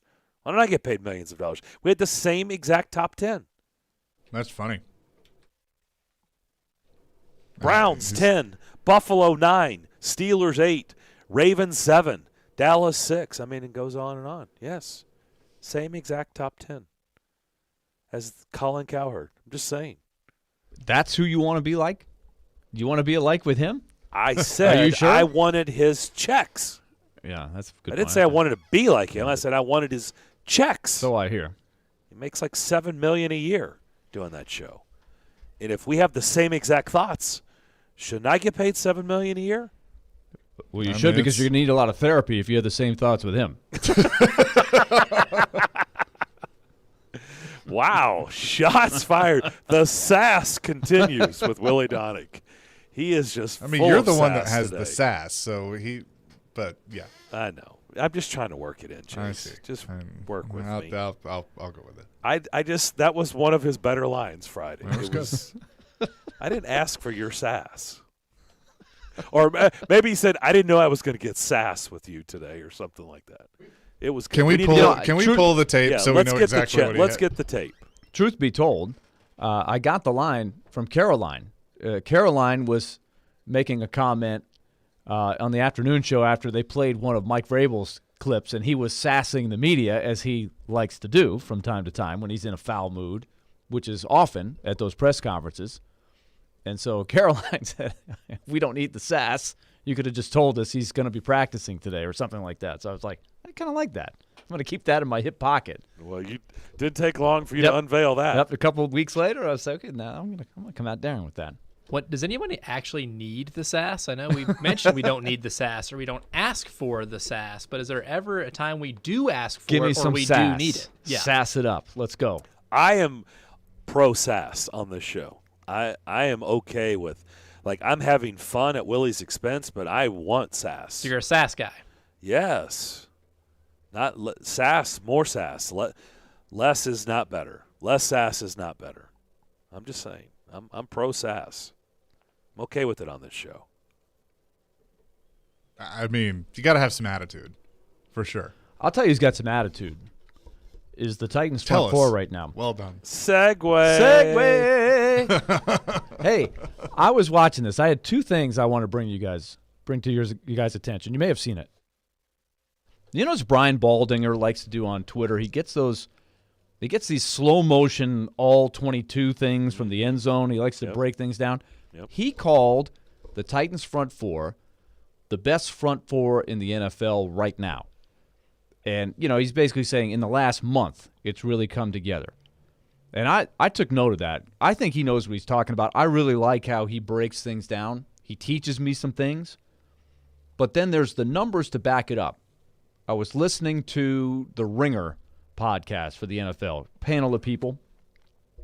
They brought to my attention the next-gen stats. Number one quarterback pressures in the last 4 weeks in the NFL is, take a guess. The Tennessee Titans. I'm talking individually. It's not a trick question. Oh. Who would it be? Number 1 in the last 4 weeks. Quarterback pressures? Quarterback pressures. Everybody. Harold Landry. Nope. Jeffrey Simmons. Jeffrey Simmons, by far, number 1. By far? Darren, yes, 27 in the last 4 weeks alone. And, of course, Sunday was an unbelievably dominant performance. Number 2 in the NFL is? Danico Autry. Correct. 20 in the last 4 weeks. Number 1 in the NFL in the first 5 weeks was Harold Landry. So he was carrying the load early. The guy that's getting paid more than anybody, Bud Dupree, is not on the list, but he's starting to play a little bit better. So you look at those 4 guys. They've gone from having the worst pass rush in the league among anybody who's any good, right? Like in the history of the league, not last year. They were like one of the worst in the history of the league. Yes, even including the bad teams. Remember, they had to get like 5 sacks in the last game to get to 19. Yes, to tie the worst ever. Yeah. That was to tie the worst ever. So they had 14 sacks going into the final game of the season? And 19 was the record low? So they've gone from that in a little over a half a season to right now one of the best, if not the best, and there's the stats I just brought to your attention to back it up, the best pass rush with the front 4 in the league. And it's a bonus. It's not like they're having to bring guys, and that's helping them get by with the pedestrian people they're having to run through there in the secondary. So, I mean, we got something here. Could they get Bud Dupree for a quarter of a season to have his little surge here if he starts getting physically better? Right? Everybody's kind of pinning him as the – I think he's making some progress. It's not like he's doing nothing out there. And if nothing else, he still poses a threat. And he's forcing the guys to account for him. He's not a guy you can just ignore. And he does show up here and there and make a play. But as a foursome, it is really something what they have become. It's now becoming the focal point of the team. It's what's driving the team right now without Derrick Henry. Fair to say? Yeah, and it's something that we've talked about for years of when are they going to figure that out. And now they're figuring it out. Not only have they figured it out, it's now like it's gone from the biggest weakness to one of the biggest right strengths. Now the biggest strength they've got. Yeah, no doubt. Unreal how that's happened in just a few weeks. What do they have on the season, sacks? Al Michaels was very quick to point out when they got the 2 quick sacks early that they now passed what they had last week. They had 5, so I think they have 23 now. That's right. That's what I was wondering. That I think they've already passed last year's number. Oh, they've gone way past it because that was in the first quarter that they passed where they had last year. But it's like that layer. It's not just that they're getting sacks; they get deflections, right? They're getting pressures 23 at a high level to where it's forcing bad throws. Like the 2. Let's take 3 plays that have happened this year, all in the end zone. Russell Wilson, who should have been called for a safety, chucks it away in overtime. That should have been a sack in a safety. That should have been awarded a sack. It's not. It's not on the stat sheet. That's not one of the 23. Carson Wentz, the left-handed throw, that's a pick 6. That's not a sack, but that's a massive play. And then, of course, Simmons. Stafford doing his thing. Honestly, doing the Carson Wentz, right-handed impersonation of Carson Wentz. That's a huge play, but it's not a sack. Honestly, it's better, though. It's better that they're not getting the sack. Yes, it worked out better. Because it worked out better that they threw the ball because we know how that ended up. Yeah, it was better than the sack and the safety. That's why I pointed out that it's not always just how many sacks do you have. And David Long was right there. David Long's been amazing. But it doesn't always go – it doesn't have to go down as a sack is one element of a good pass rush. Well, and what you're bringing up with Simmons, too, even though, this was the big game, he had 3 sacks, the fact that he's getting those pressures – I think sets up the other guys. That's what you've been looking for. You've been looking for the closer, but you've also been looking for the setup man, and they haven't had that with their pass rush, and now they do. Simmons, the stat sheet may be a little quiet, but if you're looking at the pressures and him, getting to the quarterback, rushing him, and then either somebody, either he forces a throw, forces a play, or somebody else closes it. I mean, that's what you're looking for. I'm very pleased with what they're doing right now. I want you guys to think about this during the break. I don't want you to cheat. I wanted you to come back, or we're going to come back, and I want you to try to see if you can get the 4 best records in the league since the start of last season.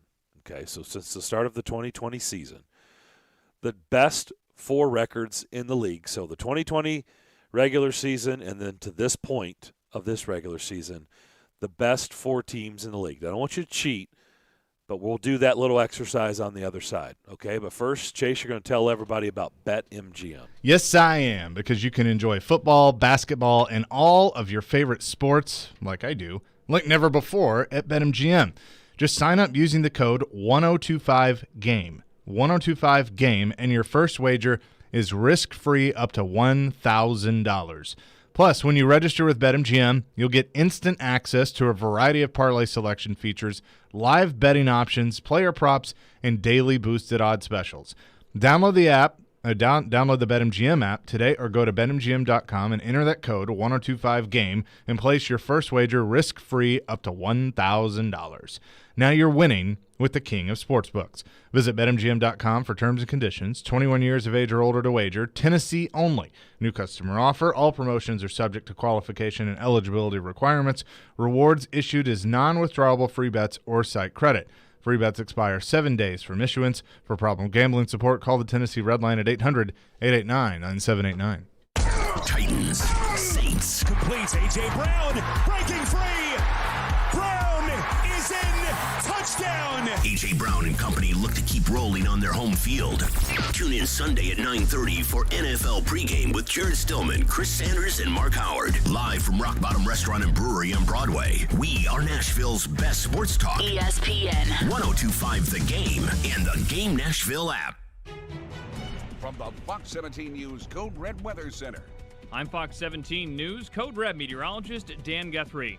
Good-looking afternoon for us. Highs topping out in the upper 60s and lower 70s. Same deal for Wednesday, but storms back on Thursday, and we will be much cooler this weekend. This weather report brought to you by Hiller Plumbing, Heating, Cooling, and Electrical. Call the Happy Face truck today. Closer, bolder, golden. Nashville SC Stadium is arriving in 2022, and season tickets are on sale now. With just 150 feet between the pitch and the last row, you'll be right there in the action no matter where you sit. If you thought soccer in Nashville was a party already, you ain't seen nothing yet. So come on in, grab a seat, and stay a while as we open a new era of Nashville sports. For more information on season tickets at the new Nashville SC Stadium, visit nashvillesc.com/22. Ticks. More than 80% of hospitals and other healthcare employers are now looking to hire nurses holding a bachelor's degree. That's why Aspen University's 3-year accelerated and accredited BSN pre-licensure program is now enrolling with no wait list. Tuition and fees are less than $50,000 and transfer credits are accepted. Want to learn more? Just text STEP to 323232 right now. Most courses are online and you'll complete your clinicals within our collaborative network of healthcare providers. Plus, if you need more flexibility, we offer a nights and weekends program. Text STEP to 323232 right now. All clinical simulations and labs are delivered in person while following CDC guidelines for social distancing and masks. If you've thought about becoming a registered nurse, the time is now. Text STEP to 323232 to learn more today. Text the word STEP to 323232 right now. Text STEP to 323232. Total cost of the degree program will vary depending on the courses taken, transfer credits awarded, and fees incurred. Employment statistics are from the AACN Research Brief published in December 2020. Texting privacy policy and terms and conditions posted at textplan.us. Message and data rates may apply.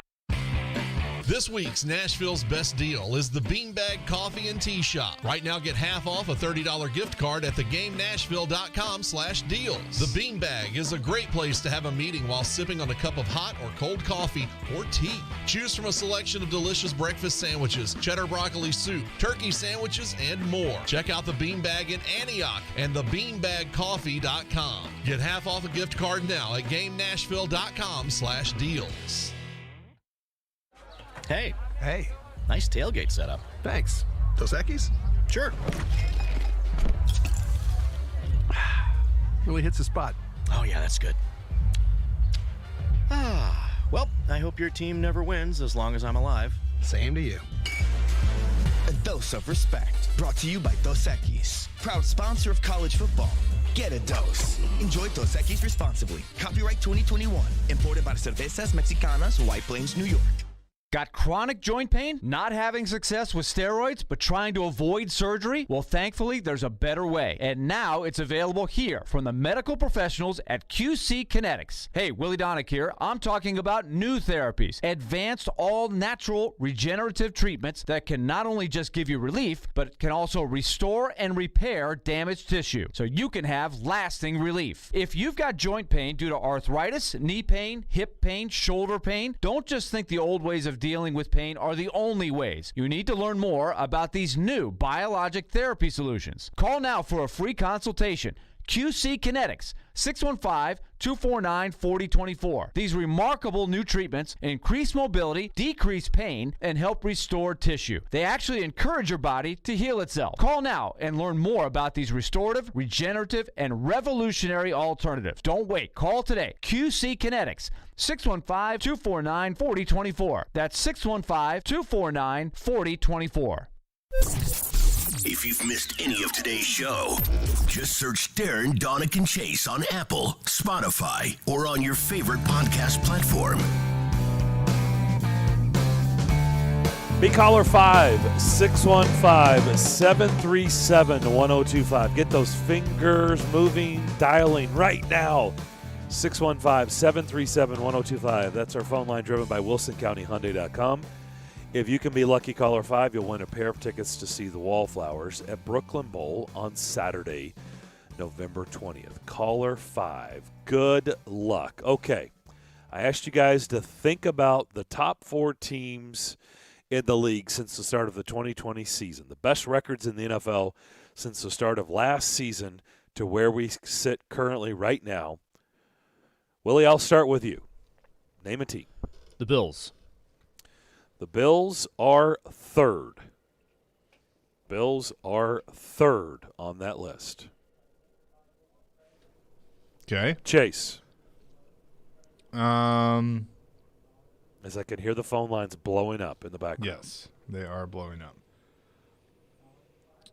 I will say the Packers. You had the whole break to think about. I know. I'll say the Packers. The Packers are number 1. Packers with 20 wins are number 1. Willie, your thoughts? My thoughts or my guess? My next guess. Just having fun. Okay. You know, you don't respect the Packers. You think they're garbage. I just want to know what you thought about them. Yeah, I have them 7th in the league. That's garbage. I didn't know 7 was garbage. I think it's insulting. But anyway, Packers 1, Bills 3. Need 2 and 4. Tennessee Titans.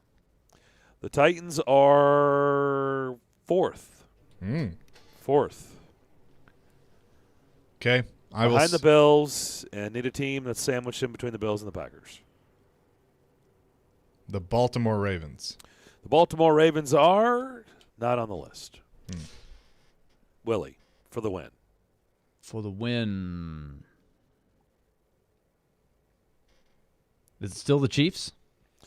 Well, since they went to the Super Bowl 2 years in a row, I would say the Chiefs is a pretty good guess, and it is number 2.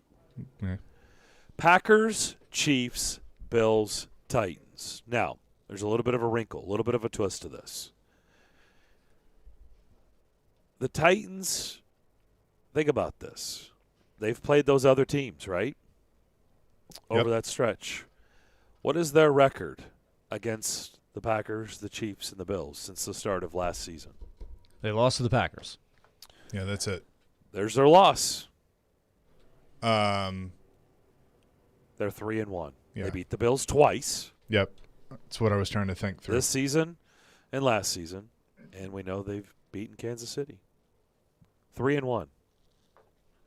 They're 3-1 against those teams. And those are the 4 best teams in the NFL since the start of last season.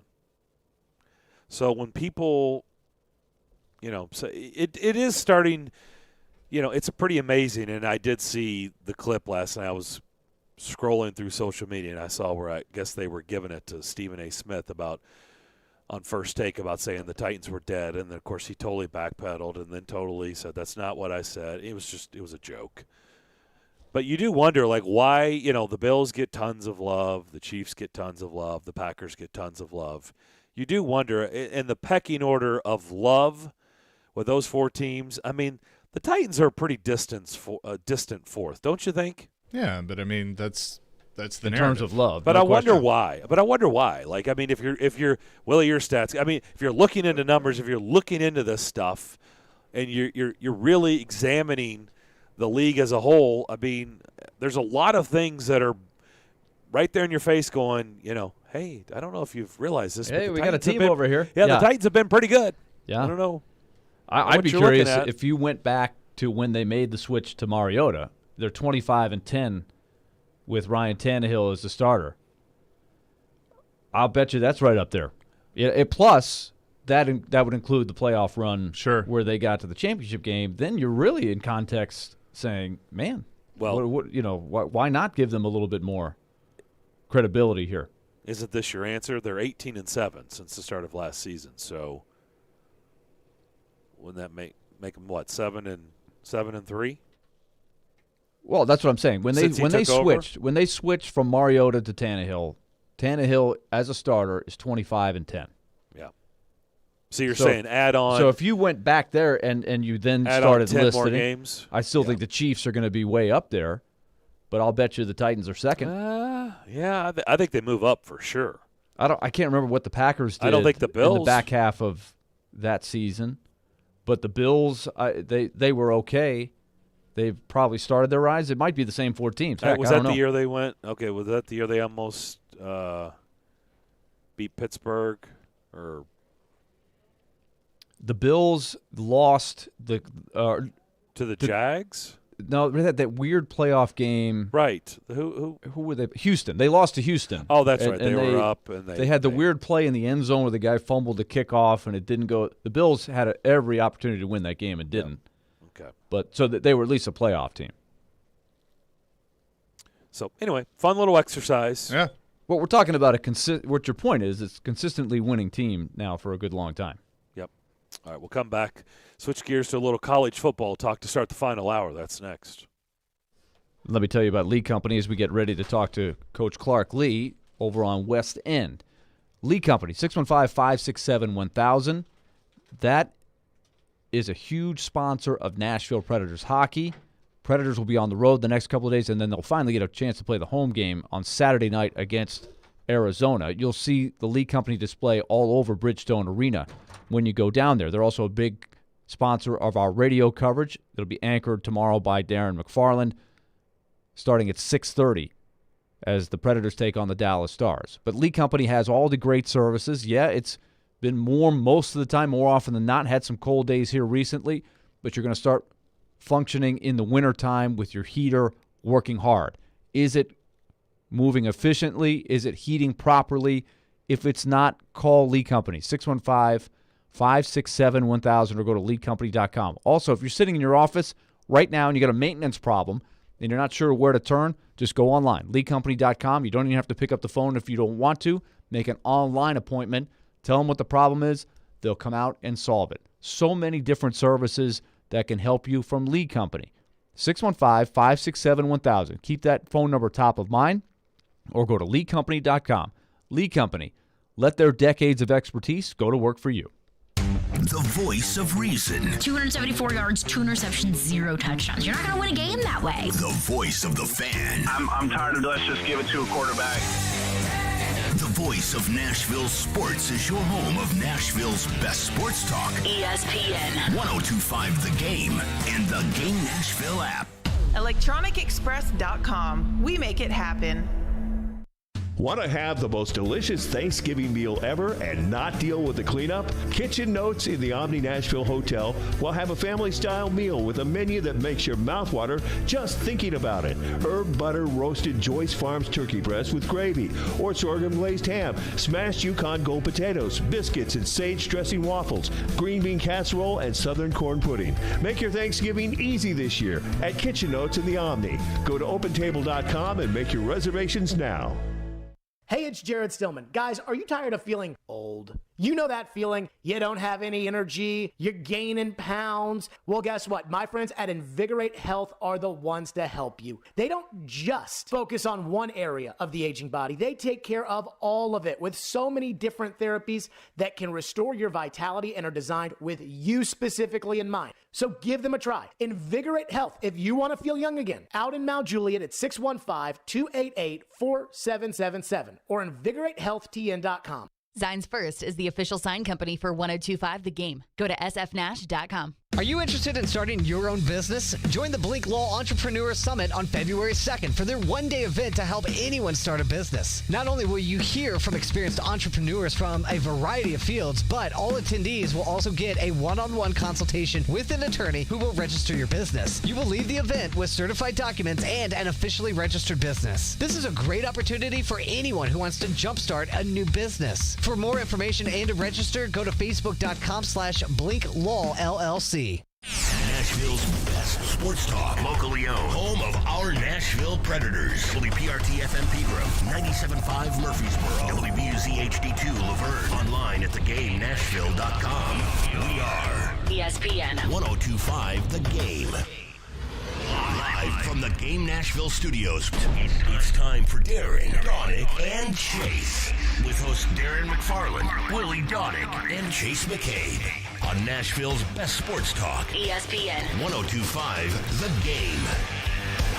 Final hour on this Tuesday afternoon. Hope everybody's had a great day to this point. What a gorgeous day it is here in Middle Tennessee. Let's do what we always do on Tuesdays at this time at 1 o'clock. Let's head over to West End. Let's bring in Vanderbilt football coach Clark Lee. He's on the line with us. Coach, you said today, and thanks for joining us, that you felt like great to be with you. Yeah, you felt like yesterday's practice was a good practice. You felt like, the guys were re-energized after a week off. You know how long the season is. It's a mental and physical grind. It seems like from your words today about yesterday's practice to get this week started in preparation for Kentucky on Saturday, maybe that bye week or off week was probably good timing for you guys. Yeah, I think the bye week becomes a necessity as you're navigating a long season, and that's for every team. Every team that I've ever been a part of, you need the chance to unplug a little bit. We stayed active last week. We recruited. We developed the team in practice. We did some advanced planning for Kentucky, but we also took some time to recharge. Some of the guys went home. Some of them stayed in town, but got away for a little bit, and that can be a huge boost. And for us in practice, we on the whole, there's a couple of exceptions. I felt like on the whole, we've established a level of work in practice, a level of intensity that I think it's going to serve us really well heading into the future as a great foundation. But yesterday we look at the GPS numbers and they tell a story, and just in terms of the intensity of our practice, the way we moved, our speeds, I'm pleased with how this team has continued to meet the marks as far as the numbers go here late in the season. I think it's again a good sign for us moving forward. Also seems like the timing may be right to get some key guys back in the lineup as well, right? Absolutely. We are excited to get Ken back to practice yesterday, full go, and Rocco appears to be on his way back to playing Saturday. We want to be a little cautious about that just because he needs to make it through the week of practice. But, with Ken, we're going to see how his injury responds and, kind of make a decision later in the week on who starts, who we go with. But we're excited to get him back, and I thought he had a nice day yesterday, and he was thrilled to be back out there mixing it up, so that was fun. I bet. I want to go back on something you said about being out on the recruiting trail last week. What's some of the input that you're getting, your staff is getting, as you navigate through these waters now being the head coach at Vanderbilt? I don't know, we talked to you when you took the job, if this is what you thought the feedback would be. Is it going as planned? Just kind of give us a little insight of when you talk to these young men, these kids out there, and you're getting their feedback and trying to convince them on why they should come play for you and your staff. What kind of feedback are you getting? Well, I think on the whole, it's been positive. We have a really good product here that I think resonates with a lot of people. I do feel like here in the early goings, there's a special type of person that we are looking for, and that's we want builders here. We want people that are coming in anxious to be a part of something at the ground level. And, we don't, that's not to say that, patience is a relative term. I think we're, setting a foundation this year and we'll have a healthy amount of roster turnover heading into year two and retain some really good young players that'll form a nucleus to this program moving forward. And there's a lot of exciting things about that. But, again, for the guys that we're recruiting into this first class, there has to be a certain mentality that they bring, and that's a level of confidence that they can come in and be the difference, right? We want to see a self-assuredness. We want to see and connect with people that understand the potential here and understand the vision for what we're going to accomplish and aren't deterred by adversity, right? Like we're not going to be afraid of charging into the fire and again, having a belief in each other. And we've been able to find that. Obviously, it's not just about mindset. There's also measurable traits that are important, and that's where Barton and his staff, work diligently to make sure that we're hitting marks in terms of skill. Like what is looking at speed, looking at length, looking at frame, how this group will develop into what we feel like, really competitive, a foundational recruiting class, right? This is kind of the first one. This is the first one that we've had a chance to pursue as a staff. So it's been positive, and obviously that's not to say there aren't going to be hiccups along the way. That's inevitable. But also think it can be healthy. And for us, it's about making sure that the people that come into this program are focused on building this football team into what we know it can be, that football is incredibly important to them, and that, they're anxious to help us, realize the potential of our program. And, with all the excitement of Vandy United and new leadership and all the things that we're doing to set this program apart. And so it's been fun and exciting. At times it can be frustrating. At times it can be incredibly energizing. But I think that's a part of anything that's competitive and a great challenge. Talking to Clark Lee, Vanderbilt head football coach. And Coach, I want to know more about the helicopter. I see these great clips that you guys put out there. I love the staff that you have putting together some of the energy things behind the scenes that you see. And one of them, they see you walking out to the helicopter on the football field, lifting off and going to these high school games. How often had you ridden in a helicopter before, and where did you get that thing?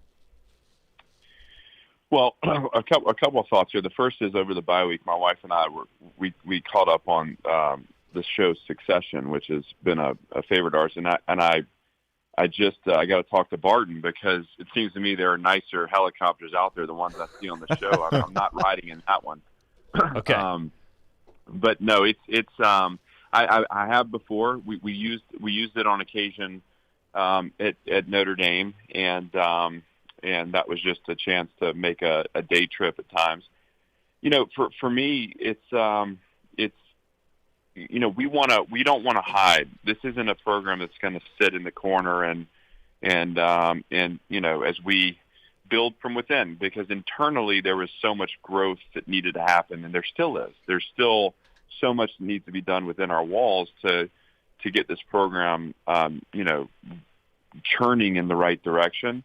But that doesn't mean that we're going to sit and be modest and meek in the corner and not fight for, our city and recruiting. And so the ability to get to multiple games on a Friday, the impact of the entrance, and there's a certain level of importance that is made clear when a prospect sees you flying into the game. Like, they know that it's important to us that we're seen, and they know that we're there.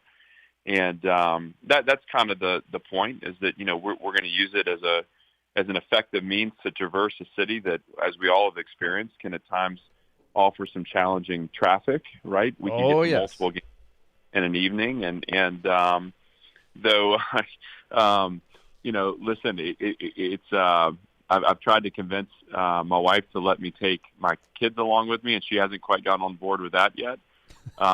It's to me appears to be pretty safe and effective, and we're having fun with it. So, Clark, you brought up Vandy United. And as a former player recently, I got a chance to go and see Memorial Gym down low in the bowels, and they were showing me all of what's going on under construction right now with locker rooms and stuff. There's a lot of people, they hear about Vandy United, they hear about the commitment, but they sort of want to see where that's going. What's the tangible thing? What would you tell them about football, of how that's going here several months after they made the big announcement? Well, I can tell you that I'm incredibly excited, and I think in short order there's going to be more to really present to everyone that will be I think really energizing and really obviously I'm a part of that community too, and I get it. Yeah. I get this. I mean, hey, listen, there's no one that wants to get everything out there more than me, but. I think having it done right and having it done in a manner that isn't incomplete or isn't it doesn't give a thorough picture of what's going to be done. I think that's important, and so I think we're nearing that point where there's going to be a comfort in releasing some things visually that will allow for people to see exactly what this is going to be, and it's going to be it is going to put Vanderbilt right in the conversation of.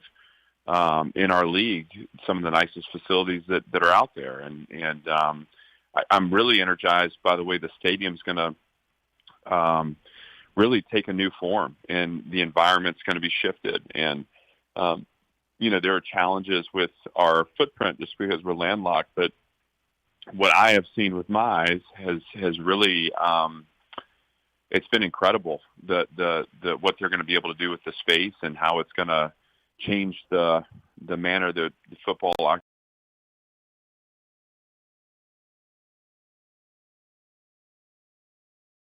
investment and what the facilities we function in day out, that's going to be huge. And so I know that everyone's out there that follows our program and follows our university is anxious for the next step, and I'm hopeful that comes shortly here, and I'm excited for it too, because I think it's really going to energize the Vanderbilt community and the fan base.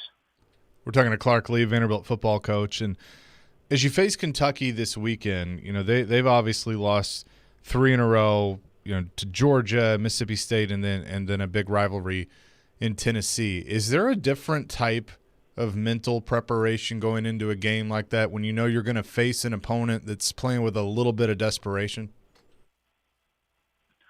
Well, you could swing it a number of ways. This is why I think we tend to just focus on us and what we're preparing to do, because when you're on a skid, and we obviously are experiencing that too.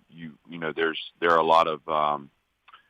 lot of resistance that pops up, internal resistance, and you have to beat back the narratives that exist externally, and you have to really shift your focus on just taking on a level of preparation that allows you to perform to chase the outcome you want on Saturday. And so for Kentucky, I'm sure they're spending time both beating back those narratives that exist and strengthening internally and trying to prepare themselves to come down here and play their best competitive game yet. Obviously for us, we're beating back those narratives and strengthening internally and trying to prepare our team to launch into the first of our final 3 games. And so we don't spend a lot of time talking about them, but I think the late season grind is a reality for everyone. And, we have to handle it, particularly with where we are as a program and our margins being so small. We have to handle this better than our remaining opponents and attack these last 3 games with a fresher mentality and hopefully, being fresher physically too. What do you see out of their quarterback, Will Levis? I mean, he completes nearly 65% of his passes. I mean, he can run a little bit, but what have you seen out of him? Just a great fit for what they do offensively. Their offense is impressive. have a great running back. They have skill at receiver and a quarterback that knows how to, distribute the ball and does it at a, with a high completion rate, like you made mention to.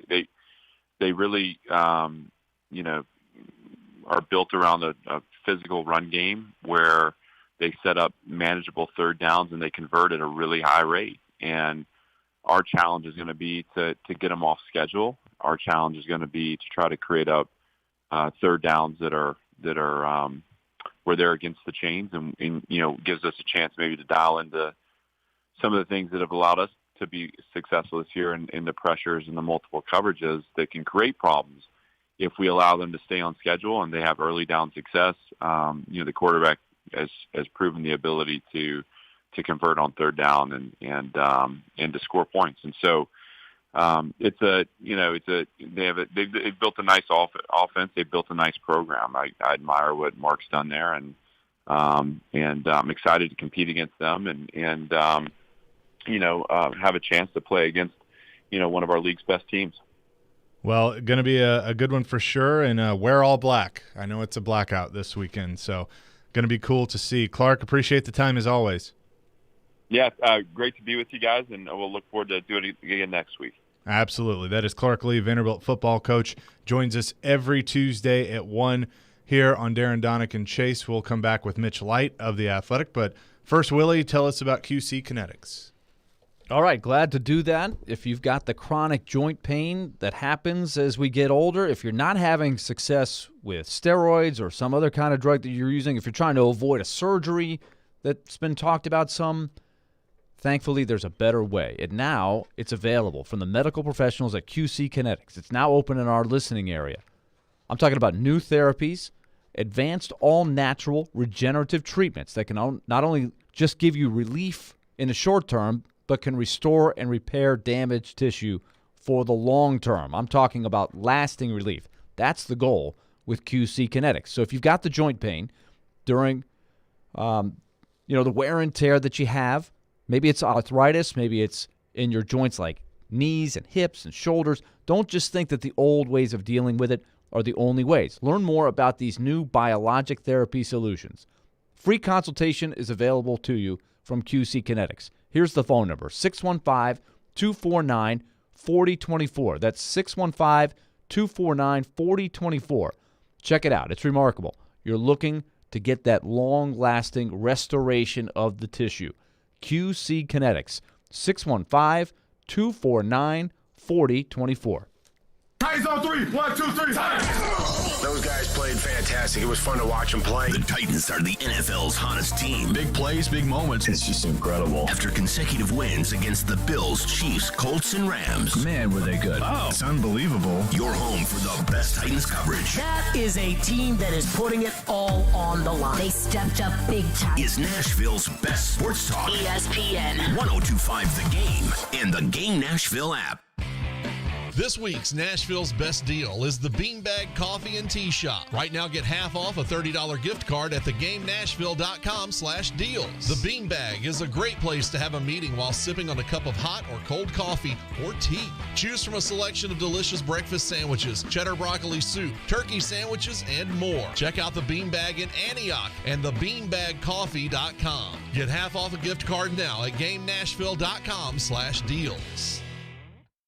Man, the NFL season is flying by, right? And there is a big Week 10 Monday night matchup between division rivals Rams and 49ers, while FanDuel wants to make it even bigger. Joe Rexler here to let you know that FanDuel is giving new customers 30-1 odds on either of these teams to win. What does this mean? It means you win $150 on a $5 bet. I like the Rams. I like Aaron Donald over on the sacks. You can do a lot of things on FanDuel. It's sports betting made simple. FanDuel is always hooking up with great offers. Plus, when you win, you get paid in as little as 2 hours. If you're already a FanDuel user, FanDuel's hooking up all customers with $50 when you refer a friend. Plus, your friend will get $50 too. Invite them using your exclusive referral link, which can easily be found when you tap her icon. See for yourself why FanDuel is America's #1 sportsbook. Sign up promo code Joe102 before the Rams take on the Niners. You can win $150 on a $5 bet. Remember, use promo code Joe102 so they know I sent you. You must be 21 or older and present in Tennessee. New users only. $10 first deposit required. Must wager designated off at market. Max bonus $150. Bonus for Tennessee users fulfilled in site credit within 72 hours. Tennessee site credit expires 14 days after receipt. Restrictions apply. See full terms at sportsbet.fanduel.com. Gambling problem? Call the Tennessee Red Line 800-889-9789. Are you having Thanksgiving at your house but have no furniture and have no clue where to go? Well, Social Furniture is here to help you get your home ready for hosting your family's Thanksgiving dinner with their great dining room sets. Social Furniture is locally owned and save up to 70% on all furniture that will have your family begging to stay. They have sofas, sectionals with chase lounge, and recliners that are all push-button, electric, and wall away. They have all colors to choose from, and for your comfort, all of them are plus leather, microfiber, and Chanel's. Let Social Furniture help you celebrate your Thanksgiving with hundreds of furniture to choose from and save up to 70%. There's no waiting, and take home your new holiday furniture today or with their same-day fine furniture delivery. That's right, Social Furniture has same-day delivery with no down payments and no interest. Visit Social Furniture in West Nashville at 5412 Charlotte Avenue. Forget the big box store. Support local. Support social. On the web at mysocialfurniture.com. Mortgage rates are on the move, but you can still lower your house payment with my friends at Loan Pronto. Willie here. Call Loan Pronto now and take advantage of their super popular zero-cost refi program. So many people are doing this before the year ends. You can refi now. Get a rate with an APR in the low twos with no junk fees and no closing costs, even if you refinanced 6 months ago. Loan Pronto's all-digital process is fast and easy, virtually no paperwork required, and most loans get closed in 14 days. And if you act right now, you can even skip your next 2 house payments. So call Loan Pronto now. Rates are still really low. If you're currently in the APR range of over 2.75, call now. You got nothing to lose. See how much you can save by going into the new year. Lower that house payment. Call 615-499-5780 or go to loanpronto.com. That's 615-499-5780 or loanpronto.com. Equal housing lender. NMLS 1661781. Subject to lender approval. Not all loans eligible. NMLSconsumeraccess.org. Here they come, turn 4. Hey, it's Chase McCabe. Every Saturday morning at 9, we hit the big topics. The Ally 400, Kyle Busch, frustrated, Big Machine Music City Grand Prix, and talk to the big names. I'll go ahead and blame you. Oh, I think it's big. Could go a lot of different directions right now. I was so impressed. How cool that's going to be. It's Chasing Checkers, Saturday morning at 9 on ESPN 1025 The Game and wherever you get your podcast.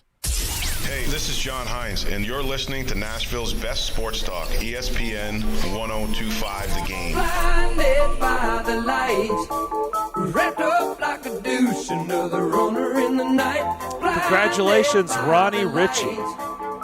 Ronnie Ritchie was lucky caller 5. Won a pair of tickets to see Wallflowers at Brooklyn Bowl on Saturday, November 20th. So it pays to listen. And thank you, Ronnie, for doing that. Let's bring in Mitch Light from The Athletic, talk a little college football. Keep this theme rolling this hour as we just spoke with Clark Lee, Vanderbilt's football coach. Mitch, how you doing? I'm doing well, Darren. Hope you're doing well. Yeah, it was first rankings came out. We talked about it last week. Second rankings will come out tonight. It's going to be affected. There's going to be some movement. There's going to be some shuffling, which, this is what happens whenever it starts getting real, right? And then feels like things are starting to tighten up with teams, and the next thing you know, they lose a game. Of course, Michigan State going down, I would suspect that'll probably end any chances or hopes of them creeping back in the top 4. But what do you think it's going to look like tonight when it comes out? Yeah, well, Michigan State's interesting. First of all, I don't think they're good enough to play their way back in, but with games still left against Penn State and Ohio State, and then a Big Ten championship game, there are quality wins to be had there. So I wouldn't dismiss the Spartans just yet. But again, a team that, I guess it's mildly surprising they lost to Purdue. But if you looked at what they've done this year, this is a good team that probably overachieved, won some close games that they didn't, that maybe they shouldn't have won them all. So we'll probably see little change in the top 4 with, Michigan State dropping out. I think it'll be Georgia, Alabama, then Oregon and Ohio State. Be interesting to see what happens with Cincinnati, who was 6th last week. Could they possibly be dinged for a less than impressive win over a mediocre to bad Tulsa team and see someone like Michigan or Oklahoma jump them? I don't think that will happen. But I don't think this is going to be a huge shakeup week other than Michigan State falling out. Yeah. Let's do a deep dive in the SEC. Where is this going with Dan Mullen at Florida? This is becoming awkward every week. So that was a horrific loss. I mean, they got pounded in Columbia, South Carolina by a bad Gamecocks team. Yeah, I mean, that was there's different ways you can lose. And I don't know, was it 3-4 years ago? I forgot which year it was. Remember when Florida got beat at home by Missouri, like 45-11 or so? But it was a really weird game where Florida outgained Missouri by a lot, just a ton of turnovers, and it was really fluky. I mean, that's not, like, acceptable when you're Florida, but this isn't what happened in South Carolina. They got dominated. I mean, for 4 quarters, a South Carolina team that had been, quite frankly, run off the field at A&M 2 weeks earlier, did not look like an SEC team, ended up with 185 yards, but what was it, like 3 quarters with it, like 40 yards or something. They get a season high against an FBS team of 459 yards, average 7 yards a play against that defense. They run and pass with a Jason Brown, a third-string quarterback who, here's what they thought about Jason Brown at South Carolina. I mean, they took him as a grad transfer from St. Francis, but they took Zeb Noland off of the coaching staff as a GA and made him the quarterback ahead of Jason Brown, and it was only after Noland got hurt. Yeah, just a really bad loss for a program that is spiraling right now. Obviously, we talked last week about Dan Mullen's comments. He made some staff changes. You can debate the merit of doing that in season or not. Obviously, the recruiting is not going very well. It's just, they're bottoming out right now. I don't think anything's going to necessarily happen with Dan Mullen in the short term. I think his athletic director is on his side. I would expect him to be back next year, but I say that with less confidence than I ever have. But it's just not something you expect to see out of Florida. Yeah, it was the 2018 season, and Missouri went there and beat them 38-17 when Florida was ranked. Yeah, it might have been another game. I'll look at because actually Missouri has had great success against Florida. I think they've beaten them 2 times down in Gainesville and had up until the last couple of years, Missouri had a little winning streak going against them. It seemed to me it was more a lopsided game than that, but maybe that was it. But you guys get the point. It's like sometimes you can lose a game and it not be that alarming.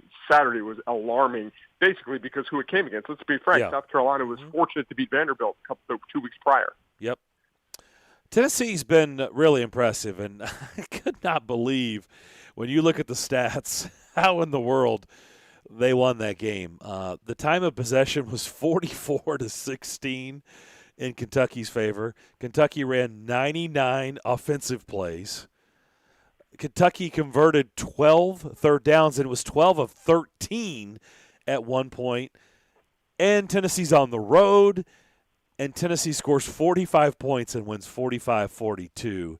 That was a heck of a win for Josh Heupel and the Vols. No doubt. And you know what? There's only one stat that matters, and they had one more point than Kentucky. And I know a lot was made in the advanced stats guys, and, I like stats as much as the next guy. Will tell you the time of possession doesn't matter. And I agree. I mean, you want to – it's hard to drive the football up and down the field against a good defense, so you want big plays. But at some point, when the disparity is that great and the plays are that great, it's not good for your team because your defense is on the field so much. Now, it didn't end up coming back to bite them, but I was watching that game and thinking, okay, this is great that Tennessee's scoring like this is scoring quickly, but when Kentucky has the ball late and it's driving the field, that Tennessee defense is going to be pretty tired. And in the end, they made the stop they needed to. So I think Heupel, they'll brag about that stat because of the big plays, but I think they would probably prefer to have their defense on the field for, not 99 plays. I think in the 70s is okay. But, yeah, that just had the makings of a fun game right off the bat. And, I mean, I'm sure we could look this up. I mean, I can't remember. Alabama last year, LSU, quick strike. But, this Tennessee team is scoring so quickly. Their average time of possession is amazing. It's just, we haven't seen it really like this. And that's kind of what Heupel promised when he came in. Yeah, no doubt about it. And look, the Florida series has been very one-sided and lopsided, as we talked about going into that game between Kentucky and Florida. They beat Florida. Now we look at Florida and we're like, okay, not that impressive. They smoke LSU the next week. That was the end of Ed Orgeron. And then there's no shame in losing. Everybody gets embarrassed by Georgia. I mean, Georgia just looks like they're just clearly better than everybody else in the country. You were horrible in Starkville against Mississippi State, a zillion turnovers, and then this loss to Tennessee. So, there's that's not exactly, horrible losses. But what do you think's happened in this 3-game stretch where Kentucky was getting so much high praise and the ranking, and then now they've dropped 3 in a row? I'd say that's life in the SEC, and we see this with so many non-elite programs. A good program. We see it with Arkansas early in the year. It's like we get, just as kind of median fans, we jump on the bandwagon. Arkansas, after looking so good against Texas and beating A&M and going down to Georgia. Hey, if they win this game, are they a legit playoff team? We're talking like that. We're talking Kentucky. If they do this and they go 11-1, it just, and that's what we do. We talk because we got a lot of time to talk because we're only one game a week. But it just shows you, unless you're an Alabama or a Georgia or an LSU some years, you can't count on anything in this league because there's too many good teams, and that's what Kentucky has seen. The Georgia game, Mississippi State game was not, what we talked about that week. I think Kentucky might have been a slight favorite, but those two programs probably have equal talent. Tennessee is playing better now, and, they've obviously still got talent. So I don't necessarily think it's we should start here knocking Kentucky. I just think they were never quite as good as, maybe their ranking or what we thought they would. They're having a really good year, and it's a solid team and a solid program. But for a Kentucky or a Mississippi State or an Arkansas, and maybe even Ole Miss, to really have that special season and go 10-2 or 11-1, they need to get all the breaks. Everything needs to go their way, win all the close games, and that's not happening for Kentucky. It's not happening for Arkansas. I think I'm really intrigued by, you brought up Ole Miss, them hosting Texas A&M Saturday night under the lights. I think that one's going to be a fun watch. How do you see that one playing out? Yeah, no doubt. College game day is going there. It seems a little underwhelming for a game day. I guess it's just there isn't a ton going on this week. But, we talk about it every week, and I talk about the grind of the SEC. Let's specifically talk about the grind of the SEC West. Every game is intriguing for you can talk yourself into every game being really good. And, Arkansas beats Mississippi State last week. Ole Miss, give them credit. I know Lane Kiffin wasn't pleased the way they ended that game, but a lot of people thought Liberty could go in there with Malik Willis and really, test that Ole Miss defense. They took care of business, a really solid 27-14 win there. So, yeah, they've been good at home. I really like everything about what Ole Miss is doing this year because they identified their weakness in the offseason, and they're a lot better on defense. So I'd probably pick A&M the way they're playing, but nothing would surprise me in this game. Talking to Mitch Light of The Athletic, some college football with him. And, Auburn is one that I continue to kind of look at and go, okay, maybe they're a little bit better. Now, I know they lost pretty handily to Texas A&M, 20-3. They have a tough one against Mississippi State. Maybe Mississippi State's a little bit better than they had initially appeared. But what's kind of your thoughts on Auburn? Yeah, I was surprised by their offensive ineptitude last week, only scoring 3 points. Now, A&M obviously is very good defensively. That defensive line is underrated and getting a lot better. If you follow recruiting, they're getting some dudes on that defensive line at A&M, the whole roster really. But after, scoring 31 against Ole Miss, 28 against Arkansas, thought maybe we talked about Bo Nix turning the corner and, they just didn't get it done last week. And we were talking, hey, you know what, watch out for Auburn. The Penn State loss, they could have won that game. No shame in losing to Georgia. If they beat A&M, we know their success against Alabama at Jordan-Hare. Don't count them out as, winning the SEC West. Well, I just don't think that offense is good enough. You look at the numbers for the entire season. So, Mississippi State's defense has been playing very well. I didn't look at the spread. What's the spread in this one? I should have looked before, but, I can't imagine. Hang on. I just had it pulled up. I think it's what do you think, 3.5, 4, something like that? But, cause especially since. Yeah, 5.5. Yeah, I picked Mississippi State at Arkansas last week. I kind of like this Mississippi State team. I'd probably go Mississippi State to cover there. I think there's going to be pressure on Bo Nix after that offense laid an egg there. But again, I think they played pretty well at home after that Georgia State debacle. But, I keep saying the same thing, guys. It's just like all those teams in the SEC West, it's tough to differentiate them. Even with, Alabama not blowing people out, struggling last week with a banged up LSU team. There's lines of demarcation in the SEC East. There's almost none in the SEC West. Alabama's the best team, clearly, but after that, it's like nothing really surprises you. So let's go outside the SEC for a little bit. One that intrigues me, Mitch, is Oklahoma going to Waco to take on Baylor. Baylor is coming off a loss. Oklahoma is undefeated to this point. Who did Baylor lose to? They lost to TCU, Darren. Oh, they lost to TCU. Yeah, your silly underdog pick. Oh, okay. Yeah. Congratulations. Right. I forgot about that. Darren's moving on. He is focused on game, I forgot about that. Thanks. Yeah, he's gloating is what he's doing. Yeah. But Oklahoma, what do you think about this one? They're a 5.5-point favorite, but I could see Baylor with a rebound and possibly pulling an upset here. Yeah, no doubt. I mean, Oklahoma they are, we ask teams to win games, and they're winning games, but it shows you that it is not just an art contest, it's also a beauty contest, and that's why they are ranked where they are in the college football playoff, the initial poll, despite being undefeated. Now, they've got, Baylor, Iowa State. I think Iowa State's still respected, even though their record's not great, and then Oklahoma State. So they will have an opportunity to put on some style points down the stretch there. And you look at him, we all fell in love with Caleb Williams since he's been inserted, but he was the quarterback when they struggled at Kansas. But other than that, they blew out TCU. They blew out Texas Tech. The offense is, they scored at least 35 points in each of the last 5 games there. Baylor, with a lot to play for last week, maybe you can argue the timing wasn't great going to TCU, the game after Gary Patterson. Maybe the troops rallied there and, TCU played its best game of the season there. But I have confidence in this Oklahoma team. I think they're kind of laying low, even though they're undefeated and ready to play really well down the stretch and can play their way into the college football playoff. But let's give Baylor some credit. I mean, we don't talk about them much. Dave Aranda, former LSU defensive coordinator, they were bad last year in his first year, and they've been one of the surprise teams in the country this year. So Cincinnati goes on the road to take on South Florida. Do they just have to absolutely railroad them to even get a conversation of getting back in the top 4? I think so. I mean, South Florida is not very good. They beat Temple a couple weeks ago, and their only other win is against Florida A&M. They played well against. They're playing better. They played well against Houston last week, but they gave up 54 points. And I mean, I am of the belief that Cincinnati does need to play very, very well. When you play that schedule, I mean, we're evaluating teams from different conferences. And when you play that schedule, you have to look good doing so. I mean, they're no doubt a good team, but you cannot just live on one win.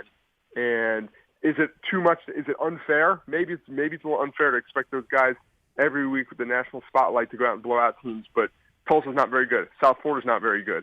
Tulane's not very good. They struggled there. So I do think they need to play very well. And we can say that. I can say that. You can say that. But the committee has clearly made that point, and they've said it. And they're showing it with their the way they rank them. So there's no doubt they need to play well and look good doing so. Okay, one more coach I want to ask you about. Is Jeff Brom's stock going way up in your opinion with some of the wins that they've pulled off this year? I mean, beating Michigan State, that's pretty big. We obviously saw that they've now beat at the time, the number 2 ranked team in Iowa, and now the number 3 ranked team in Michigan State. Yeah, it's interesting. His stock couldn't have been higher when he left Western Kentucky to go to Purdue, and then was in year 1 or 2 with that huge win over Ohio State. And everyone knows he's a very good offensive coach, but they've been a little underwhelming last couple of years. And then what happened? Their in-state rival, Indiana, everyone falls in love with Tom Allen. And they had that great year last year. And you're like, what happened to Purdue? Jeff Brom, everyone used to talk about him. Indiana's doing a lot better in recruiting, in-state, in the region. So, and then we're ready to anoint Indiana, and then now Jeff Brom and Purdue. So it's just interesting the way we kind of overreact and judge programs. But to specifically answer your question, I think people that know he's a really, really good offensive coach. He's, again, very well respected. He usually has pretty good quarterback play. The thing that I would be, if I were looking at a Jeff Brom for a major job like a LSU or somewhere like that, recruiting. Purdue's never been a place where you sign great recruiting classes, but his classes have been underwhelming there. So if that's really, really important to you and you're hiring a head coach as a recruiter, that would be the one thing that he hasn't proven he can do. Now, maybe in a better situation, he would do better in a better situation, but is that enough? But there's no doubt his stock has improved and his reputation, he always has a good reputation, though. Good thing Minnesota gave P.J. Fleck a 7-year extension. That looked pretty good in the first game. But anyway, yeah. I digress. Yeah, Mitch, but, always appreciate you it. You lose the Bowling Green and you get in the college football playoff. That was the one ranking last week that looked a little fishy, and then they go out and lose. So, but they will continue to row the boat. Yes, for 7 more years, apparently, according to his new contract. Row your boat. Mitch, thank you as always, and have a great week. We'll talk to you next week. Okay, take care, guys. Mitch Light from The Athletic. You going to do row your boat? I just, just a little bit. Just a tease there. We talked about buyouts. Merrily. 7 more years. He had a 31-22 record. Yeah, I don't get it. First game with that extension. I don't get it. Loses to Illinois. The buyout Olympics. That's what they should call it. All right, we'll come back, put a bow on Tuesday's edition of Darren, Donick, and Chase. We do that next. Wednesday night. Stopped by Saros, poke checked away, and taken now by Mikhail Gronlund. UC Saros and the Nashville Predators are back on the road for a division battle with the Dallas Stars. Pre-game at 6:30, face-off at 7:30 on Nashville's best sports talk. ESPN 102.5 The Game and the Game Nashville app. Gary Ashton here. Most people in Nashville know me as the don't sell without the intel and the guaranteed offer guy. But despite my accent, I'm also 100% guaranteed Nashville. I'm a guaranteed musician, a guaranteed dog lover, and you're also guaranteed to see me at every Titans and Preds game. Guaranteed offer means the Gary Ashton team with RE/MAX Advantage will sell your house for top dollar with no cleaning, staging, showings, or open houses, and give you up to 90 days to close. So there's plenty of time to find your next home. Guaranteed Nashville means my team lives here and loves it here. We've served Nashville for over 20 years, and we're passionate about helping the people we call neighbors and friends, which is why we've had a long-standing tradition of donating to the Vanderbilt Children's Hospital. If you're thinking about a guaranteed offer, get the only one that's guaranteed Nashville. Request a no-obligation offer by calling 615-301-1650 or go to GaryAshton.com today. Remember, Gary Ashton, guaranteed Nashville.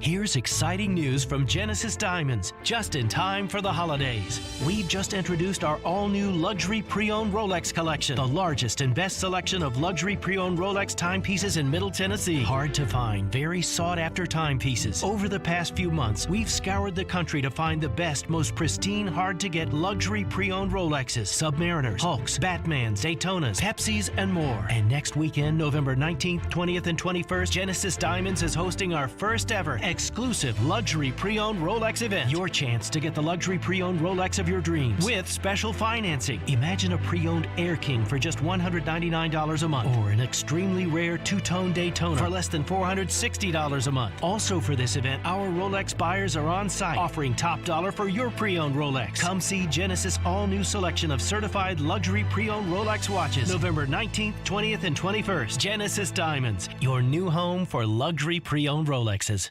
312 Pizza Company is family owned and operated, bringing you a slice of Chicago to Nashville. 312 Pizza Company specializes in deep dish pizza, thin crust pizza, and all things Chicago style. Always made from scratch using secret family recipes passed down generation to generation. 312 Pizza is open every day except for Tuesdays and is located in Germantown with dine-in, takeout, and curbside available. Call 615-730-7888 to order 312 Pizza Company, Nashville's authentic Chicago pizzeria.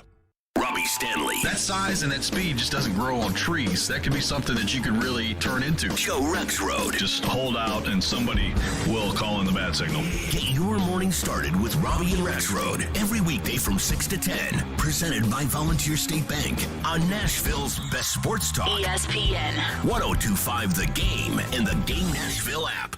Interact with Darren, Donick, and Chase. Call or text the show at 615-737-1025. Driven by WilsonCountyHyundai.com.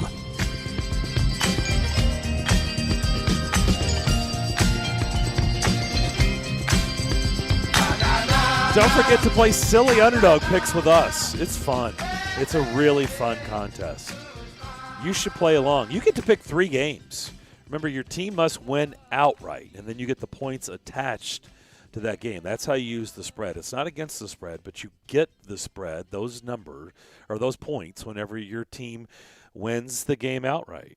something I've mastered this year, picking the team that's going to win the game outright. All you have to do is go to the game, Nashville.com, for more details and to play along. Silly Underdog Picks is presented by Volunteer Hose and Gasket. I have good news for you guys. You get a break. Just think about it. I'm coming off another 2-0 week, but I won't be here Thursday. So you got to get it in now. That's what you're saying. So I'm just saying, you guys, that would be nice for you guys. Yeah, it will be. I won't have to get to brag about another 2-0 week again. So anyway, back here on Darren, Donick, and Chase. Our show is presented by Creation CBD. Creation CBD, products curated for life. Tonight, Maddox has got basketball practice. Basketball's started up, and afterwards we're going to go to a Freddy's that just opened in Smyrna. Freddy's. Everybody's been telling us about this. Oh, you got to go to Freddy's. I have not heard about this. You got to go to Freddy's. It's like I guess like a burger and custard joint. Oh. Yeah. Well, that sounds good. And I think that's the only one here in Middle Tennessee, I think. It just opened. And so it's close to the gym. And it's like, everybody's been, you got to go to Freddy's. I'm like, what is Freddy's? I don't even know what Freddy's is. Have either one of you had it, Freddy's? I have not. I've never heard of Freddy's. Never heard of it. Burgers and custard.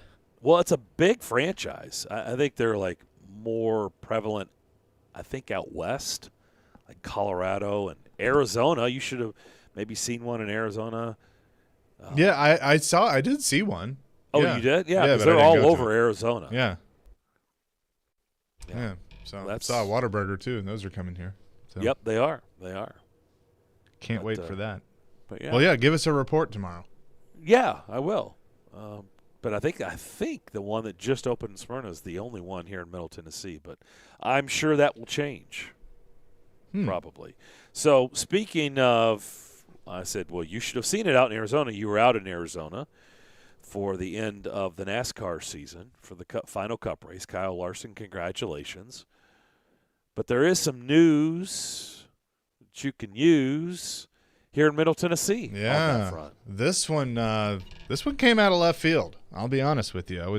This had not been chattered about, but yesterday afternoon, I guess around 5:30, Bob Pockris of Fox Sports reported, and then it was confirmed by both parties that Speedway Motorsports Incorporated, which owns the Bristol Motor Speedway, Atlanta, Charlotte, that is Bruton and Marcus Smith, they have agreed and will acquire Dover Motorsports, which owns the Dover International Speedway and the Nashville Super Speedway. So they're agreeing to pay $3.61 per share in cash, which will come out to about $131.5 million to acquire Dover Motorsports, which will include, again, both tracks, Dover and Nashville. They announced it with SMI President and CEO Marcus Smith and Dover Motorsports President and CEO Dennis McGlynn. Made that official yesterday. Now, McGlynn is saying that they will, they'll still be involved, but SMI will take ownership. Don't they always say that? Yeah. I mean, it's very interesting here, and a few people have asked about this, so I'm going to attempt to give you an answer. I have no idea how this affects the fairgrounds because SMI is trying to, they have entered into a letter of intent with the mayor and with the city, but an agreement hasn't been reached yet. There's been a lot of back and forth on that, and they still haven't gotten an agreement for SMI to run the fairgrounds because if they did, they would put a bunch of money into it, fix it up, and get it ready for NASCAR racing. So I don't know I'm going to assume that these two deals are going to be connected somehow, but I think that it's certainly a very interesting thing because, one, Dover was one of, I think, two independently owned tracks that were left in NASCAR because NASCAR owns basically half with what used to be International Speedway Corporation. That was the France family, but they've just basically merged it into NASCAR. So NASCAR owns half the tracks, and SMI owns the other half. Pocono is the only I believe that's right. Pocono is the only independent that's now left. So if they get the deal done with the fairgrounds and that all moves, then they have 2 tracks in Nashville is basically how you look at it. Now this I'm gonna speculate. Okay. If you want me to speculate, I'm gonna speculate. Okay. I don't think the super speedway is the one that you have to worry about. I think it's Dover because they have not had good crowds. I was there. I saw it firsthand. Granted, I was there during COVID, but I know they haven't had great crowds. So now NASCAR has said they're not terminating any track agreements because of the sale. Are you suggesting, and I'm just asking the question, are you suggesting that you could possibly see in, let's say, the next 5 years, the Dover race goes away and there's 2 races in Nashville and they own both tracks? That's what I'm saying. Okay. I could see it. Now, I don't think that's crazy. I don't think it's crazy. I don't think it was crazy before. Now, I could see them moving another race, keeping Dover, because it's a good market. I mean, it's the Northeast, and it's a historic track. It's a fun track. There's nothing wrong with it. It's just they're not selling a ton of tickets. Really? Delaware's a really good market? Well, it's closer to other bigger markets, I guess. But it's a fun track. Well, no, you said it's a good market. I'm like, Dover, Delaware is a good market? Well, the Northeast, let's put it that way, is a good area that they want to be in. Or 2 races a race in Nashville. Yeah, but another race in which can be done. I mean, I think, honestly, I don't know why Atlanta got its second race back. Because I thought Kentucky was fine. I would like to see them go back to Kentucky. The way I see it, if I'm running things, there is a very, very small exception of a track that should have more than 1 race. But I would like to see them, go to Atlanta once, go to Kentucky, basically go to Daytona, Talladega, Bristol, Darlington. I'm cool with Darlington having 2. I'm cool with Martinsville having 2. 2 for both of those? I mean, I'd be fine if it was just the southern, but the short tracks, because they don't have many short tracks, I'm okay going to twice because they need more short tracks. But that's what the point of that's the fairgrounds that adds 1. There's discussion on you probably haven't heard this, but there's discussion within NASCAR circles. Marcus Smith has talked to Dale Jr. about reopening North Wilkesboro and fixing it up, which they would have to basically rebuild the whole thing because it's just been sitting there. But the state of North Carolina has given $10 million to that facility, and it's still owned by SMI, so they could potentially do something with North Wilkesboro, which I think, quite frankly, and Dale Jr. is who came up with this idea. Dump dirt on it. Instead of putting dirt on Bristol, dump dirt on Wilkesboro, make that the dirt track. But it's an interesting deal that came down yesterday. So I think that the Nashville Super Speedway did a fine job. I know there's things that they want to clean up with the traffic and getting people in and out, after being closed for 10 years. But, I would like to see this be more of a deal to help both facilities and make both facilities profitable and be the first market to have 2 races at 2 different tracks in the same market. I think that would be cool. And you would get 2 different types of race fans. You'd get the hardcore, old school short track race fan going to the fairgrounds, and you would get some of the newer fans, going out to the super speedway. So I don't know. I mean, I would just assume SMI is running a little bit better. I just have never been really that impressed with the way Dover runs things. Yeah, personally. I mean, I think that they didn't seem like they were always on the ball. Is that a good way of putting it? Yeah, the first time around. I mean, for sure. But they didn't always get it. Air quotes, get it. I think that SMI is all about innovation. And Marcus is all about different ideas. Yeah. So I don't get that vibe about Dover. So this could probably be a really, really, really good thing for this market. Just saying. It's going to be something. By the way, a lot of people, I'm getting a lot of messages from people. One, people are suggesting that I get the cheese curds at Freddy's. Also, I'm being told, and there's one in Clarksville. A lot of people weighing in saying, hey, there's one in Clarksville. We obviously can be heard in Clarksville. A lot of people are saying there's one in Clarksville. Also being told they have great shakes. Oh, you're going to like that. Hello. All right, that'll do it for our show today. I'll give you a report tomorrow how it went. Everybody have a great rest of your Tuesday. Continue to be safe. We want you back with us tomorrow morning at 10 o'clock. We shall see you then. Take us wherever you may go. There is going to be a whole lot of work going on. Shoot us in anywhere, anytime. I think he has some big play in him. Just search The Game Nashville in your app